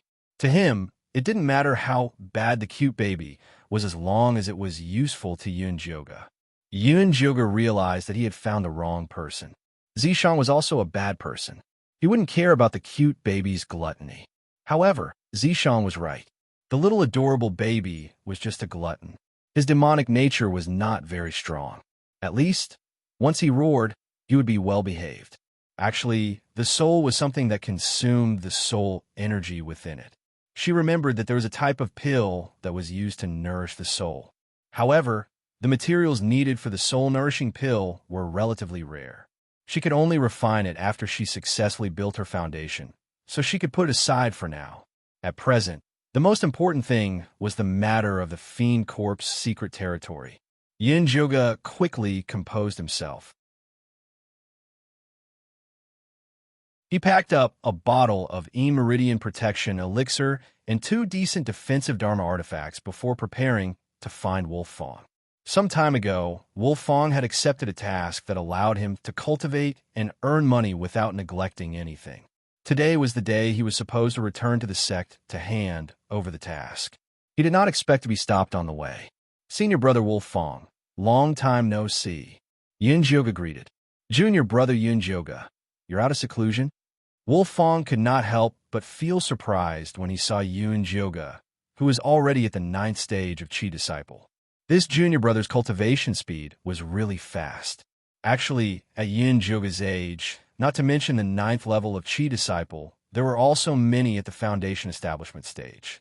However, those were all genius disciples that the sect spent all their efforts to nurture from a young age. People like Yun Jyoga, who had no father, no mother, and directly entered the 9th level of Chi Disciple within 2 years, were extremely rare. However, when he thought of the 1,000-year living corpse beside Yun Jyoga, Wolf Fong felt somewhat relieved. Those who had fortuitous encounters were obviously different. However, Wolf Fong did not want this kind of fortuitous encounter. If it was a lively and beautiful female living corpse, it was fine if he closed his eyes and pounced on her. However, being pressed down by a male living corpse was unbearable. This was also why, although Yunjioga was eye-catching in the In Corpse sect, there were not many people who envied and hated him. Senior Brother Wolf Fong, I have something to ask you. This time going to the Fiend Corpse secret territory, did Elder White Bones give you any instructions? Yunjioga knew that Wolf Fong was a straightforward person and did not like to play games, so he asked directly. Yes, Master instructed me and Senior Sister Yu to cooperate with Senior Sister Bailon when the time comes. If there's a chance, we'll kill you. Wolf Fong also said it very directly. I wonder what Senior Brother Wolf Fong thinks about this matter. Yunjioga asked. I'm not free. Wolf Fong said without hesitation. He had always admired Yunjioga's strategy and strength. Although he could not be on good terms with Yunjioga because of Master, he did not want to deal with her. Senior Brother Wolf Fong, let's not beat around the bush. I don't expect you to help me deal with Bailon, but I hope that you can go easy at the crucial moment and give me some information. This bottle of Meridian Nourishing Pill was personally refined by me. Treat it as a thank you gift. Yunjioga showed his sincerity. Wolf Fong's eyes instantly lit up. He heard that Ziyun Workshop recently produced a batch of extremely pure Meridian Nourishing Pill. Unfortunately, the price was expensive and the quantity was limited. He had always felt regretful that he did not get it. However, when he thought of Yunjioga's request, he still rejected. Junior Brother Yunjioga, although I don't want to deal with you, sometimes I have no choice. Wolf Fong did not want to put shackles on himself. If he could not do it, then he would not be a man on both sides. I was too impulsive. Yunjioga had already guessed that Wolf Fong would not accept it, so he immediately changed his plan and said, this trip to the Fiend Corpse secret territory is filled with danger. I wonder how Senior Brother Wolf Fong's preparations are going. You should prepare a few good, defensive, immortal treasures. I heard that the killing intent inside is enough to kill people silently. When Wolf Fong heard this, he was depressed. He naturally knew that the evil chi in the evil corpse mystic realm was powerful. Without good defensive artifacts, he would be at a disadvantage. His set of demonic bone spikes was good for attacking, but its defensive ability was far inferior. Moreover, the better defensive artifacts were all extremely expensive. He had bought quite a lot of things previously and was short on money. Thus, he wanted to do missions to earn spirit stones. But before he could save up enough spirit stones, all the defensive magic tools that he fancied were bought away. He was feeling depressed in his heart. Yunjioga could see Wolf Fong's depression at one glance. He said, I have a few good defensive artifacts here. If Senior Brother Wolf Fong likes them, name a price and take them. With that, he took out the 2 artifacts that he had prepared. One of them was a rank 4 Vajra talisman. When used on the body, it could withstand 3 full attacks from a middle-stage Foundation establishment cultivator. The other was a small gray flag. On it was a light green sword talisman that looked like a flood dragon. Not only could it shoot out flying sword attacks, it also had the aura of a flood dragon to protect the body. It could both attack and defend. It was a good item. Wolf Fong could not take his eyes off it. In the depths of his eyes, there was only the word want. In another 4 months, the evil corpse mystic realm would open. In such a short time, even if he went in a closed-door cultivation, he would not be able to raise his cultivation by much. Thus, the Meridian Nourishing Pill was not what he needed the most. However, he really liked the 2 items that Yunjioga took out. He really wanted them. Wolf Fong knew that if he really bought them, he would owe him a favor. However, he had spent spirit stones. It was better than asking for things for nothing. Thus, Wolf Fong said decisively, I will buy both of them. Junior Brother Yunjioga, name a price.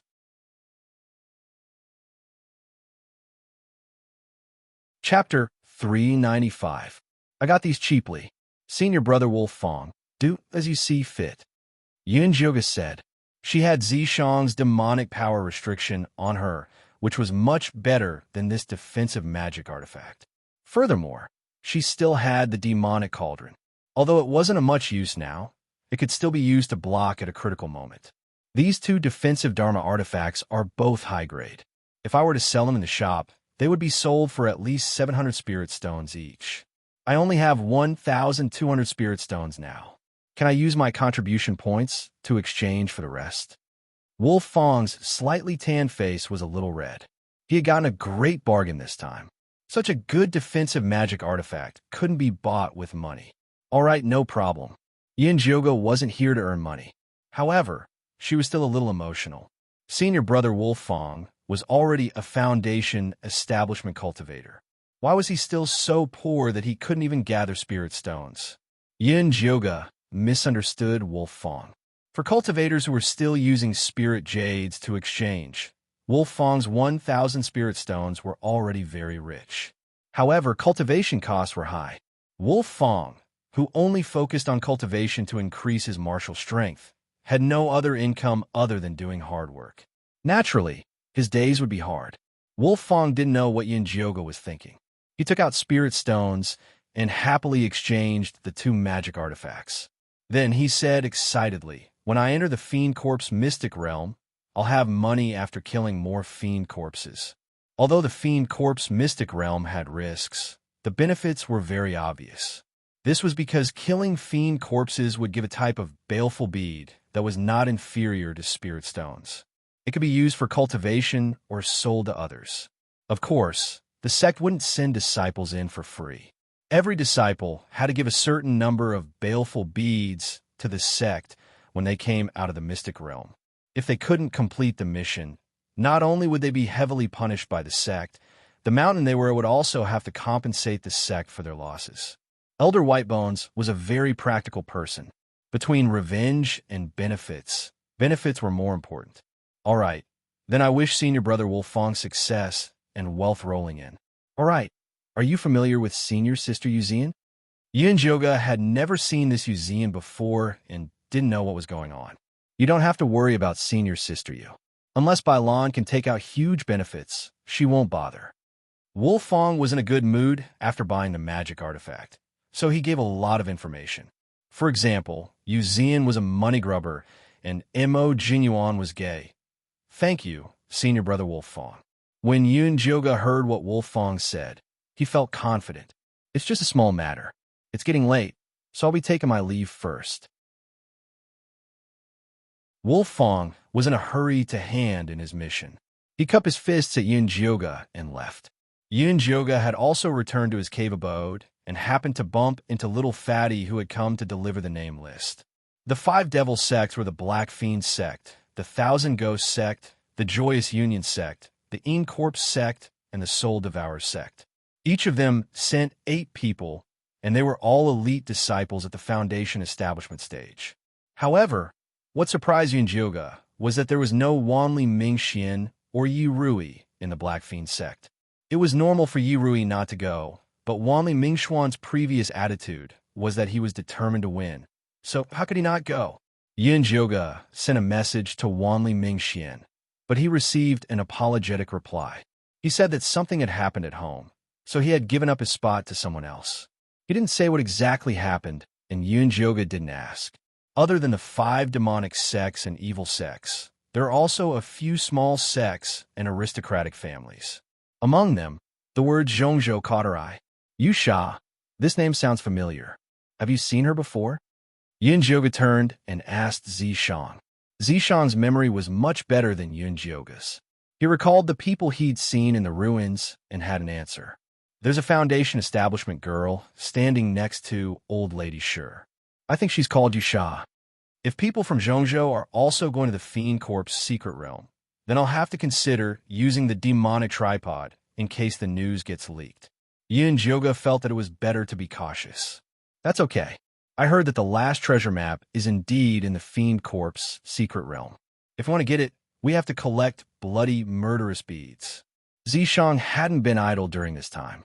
He made a few puppets and placed them on enemy peak to eavesdrop. As expected, he heard an important piece of information. Wait, aren't bloody, murderous beads medicinal materials? What does it have to do with the treasure map? Yin Jioga remembered that the third antidote for the nine-bone shatterer required this bloody, murderous bead. The last treasure map is hidden in a place that requires bloody, murderous beads to find. But I don't know the specifics. Zishang shook his head. Cho-sun had told Jin Yanwei through his secret technique. If they wanted to know, they had to search his soul. Then how do we get the bloody, murderous beads? Yin Jioga was more concerned about this. Kill. Kill until the flying corpses appear. Zishang's voice was filled with murderous intent. The ranks in the Fiend Corp's secret realm were clear.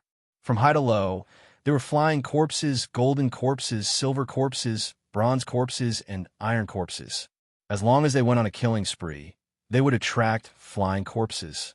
Flying corpses were equivalent to golden core cultivators. They were much stronger than human golden core cultivators, comparable to mid-stage golden core cultivators. Bloody murderous beads were equivalent to their golden core cultivators. It wouldn't be easy to get them. So powerful. Can you deal with them? Yin Jioga was a bit worried. A mid-stage golden core flying corpse was terrifying. It's a bit difficult. I might need your demonic tripod. Only Foundation establishment cultivators were allowed to enter the Fiend Corp's secret realm. After Zishang entered, his cultivation would be suppressed. He could only use early-stage golden core power. He would need external items to kill flying corpses. It's fine. Cho-sun is determined to get this treasure map. He should have a way. We'll just follow behind him and pick up the loot. Yin Jioga had Zishang, but she knew too little about the Fiend Corp's secret realm. She wasn't prepared enough either. She had to think of another way. There are too many variables. You have to rely on yourself. Don't worry, I'll definitely help you get the bloody murderous bead. Zishang was determined to get the bloody murderous bead. Yin Jioga knew that Zishang was helping her detoxify the poison. She couldn't help but feel depressed about her broken body. There's still 4 months. Hurry up and cultivate. Zishang carried Yin Jioga and threw her on the bed. Then he started cultivating. In the following days, Yin Jioga and Zishang spent most of their time on the bed. They did all kinds of positions. Finally, they reached Qi Refinement Stage 12. Still a bit lacking. Yin Jioga felt it was a pity that she couldn't enter Foundation establishment in one go. Looks like you didn't sleep enough. Zishang patted Yin Jioga's head. He decided that after they left the Fiend Corp's secret realm, he would definitely go into seclusion and sleep until she reached Foundation establishment. Yin Jioga agreed. Just then, Jin Chuan's cold voice came from outside the cave. Junior brother Yin Jio, the sect leader has gathered us in the main hall. We're going to the Fiend Corp's Valley. I almost forgot. Today is the day we leave. He was so focused on cultivating that he forgot about such an important matter. It's not too late to go now. Zishang still remembered. You won't be invisible this time, right? Yin Jioga asked. The 3 elders were all in the main hall. Invisibility was useless to them. They might think that he was provoking them. Yes. Although Zishang was no longer invisible, there was a layer of yin qi on his face. He looked very gloomy. Yin Jioga was very satisfied with Zishang's current appearance. Beauty was good for him to see. Why was there a need to show off to others?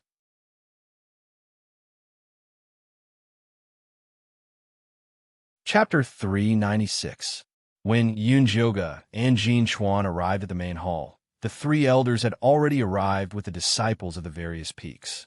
Seeing Yin Jioga bring Zishang in, Elder Imo Hua sneered, his eyes filled with hatred, still bearing a grudge for what happened before. Elder Whitebone was expressionless. He had found a good spirit bone some time ago, so he did not care about Yin Jioga's profound Yin Whitebone monkey anymore. Chosun stood in the middle, lost in thought, not even casting a glance at him. Yin Jioga secretly sized up his short figure, thinking that an adult man only had the body of a 5-year-old, unable to do anything. How pitiful. Fortunately, Chosun did not see Yin Jioga's sympathetic gaze. Otherwise, he would have definitely flipped out. Junior brother Yin Jio, you're here. Si Yue, who was standing behind Chosun, greeted with a smile. Yin Jioga smiled and nodded, not replying. Jin Yanwei glanced at her and ignored her. Wolf Fong, on the other hand, did not look sideways. Beside him was a round-faced senior sister. She had a golden abacus in her hand, and no one knew what she was planning. The corners of her mouth curled up, and she smiled like a miser. It was Yuzian. Junior brother, long time no see. Congratulations on advancing. Bailan also greeted Yunjioga, and even secretly winked at her, as if she was very familiar with her. Beside her stood a tall and beautiful young man. It was Mo Jinyuan of the Inkflower Mountain. He was wearing a red robe embroidered with gold patterns, and his fingers were playing with the black hair on his chest. A pair of slanted eyes flew up and down, carefully sweeping a glance at Yunjioga. Probably because he did not like her weak appearance, he turned to Zishang. Unfortunately, Zishang's body was covered in a hazy yin qi, and he could not see anything clearly. He retracted his gaze in boredom, and then rolled around on Wolf Fong's tall and strong body, as if he wanted to strip him naked and touch him to his heart's content. Yunjioga was suddenly enlightened. No wonder Wolf Fong knew that Mo Jinyuan had a habit of cutting sleeves. Junior brother Yunjio, this way. Jin Chuan brought Yunjioga to the sect Master Mountain. Although they were not on good terms with Yunjioga, they were still disciples of the sect Master Mountain, so they had to stand together at this time. Senior brother, will the sect master come today? Yunjioga asked softly. Of course. Just as Jin Chuan finished speaking, a man walked out from the back of the hall. The last time Yunjioga saw the sect master was when he was being pursued by Mo Hua and the other elders. At that time, he had only seen the sect master's back. This was the first time he had seen the sect master's face. Who would have thought that the sect master's face would be covered by a layer of black fog, making it impossible to see his face clearly? Yunjioga was incomparably depressed. He had heard from Little Fatty that the sect master used to be very generous and would always show his face to others. Why was he acting so mysteriously recently? This time, the Fiend Corp's secret territory will be led by Elder Cho Senator. Take your tokens and enter the secret territory to kill as many Fiend Corpses as possible. The sect master was not a talkative person. After giving a few words, he threw out a few streaks of gray light that flew into everyone's hands. Yunjioga caught the gray light and found that it was a palm-sized circular token with a ferocious-looking black fiend corpse carved on it. It was the token to enter the fiend corpse secret realm. Let's go. Cho-sun gave the order and walked out of the hall first. The fiend corpse secret realm was 3,000 miles away from the Yin Corpse sect. If it was a normal flying artifact, it would take at least 2 days. However, this time, they were entering with the 5 great sects, so they definitely could not lose face for the sect. Therefore, the sect master very generously lent the sect's flying artifact. This was a ferocious-looking black flying ship. There were several cannon holes on the ship's body. Not only was it extremely fast, but its attack power was also shocking. Yunjioga boarded the flying ship and found a quiet corner at the back of the ship to sit down. He closed his eyes and rested. The others also found a place to rest. No one spoke. Only Bailan rolled her eyes and walked towards Yunjioga with a faint smile, looking like she wanted to befriend him. It was Yunjioga who did not want to deal with her, so he secretly transmitted to Zishang, "Don't let her bother me." "All right," Zishang agreed. Bailan walked in front of Yunjioga and was about to speak when her vision blurred. She was actually thrown to the bow of the ship by Zishang, almost hitting Jin Yanwei.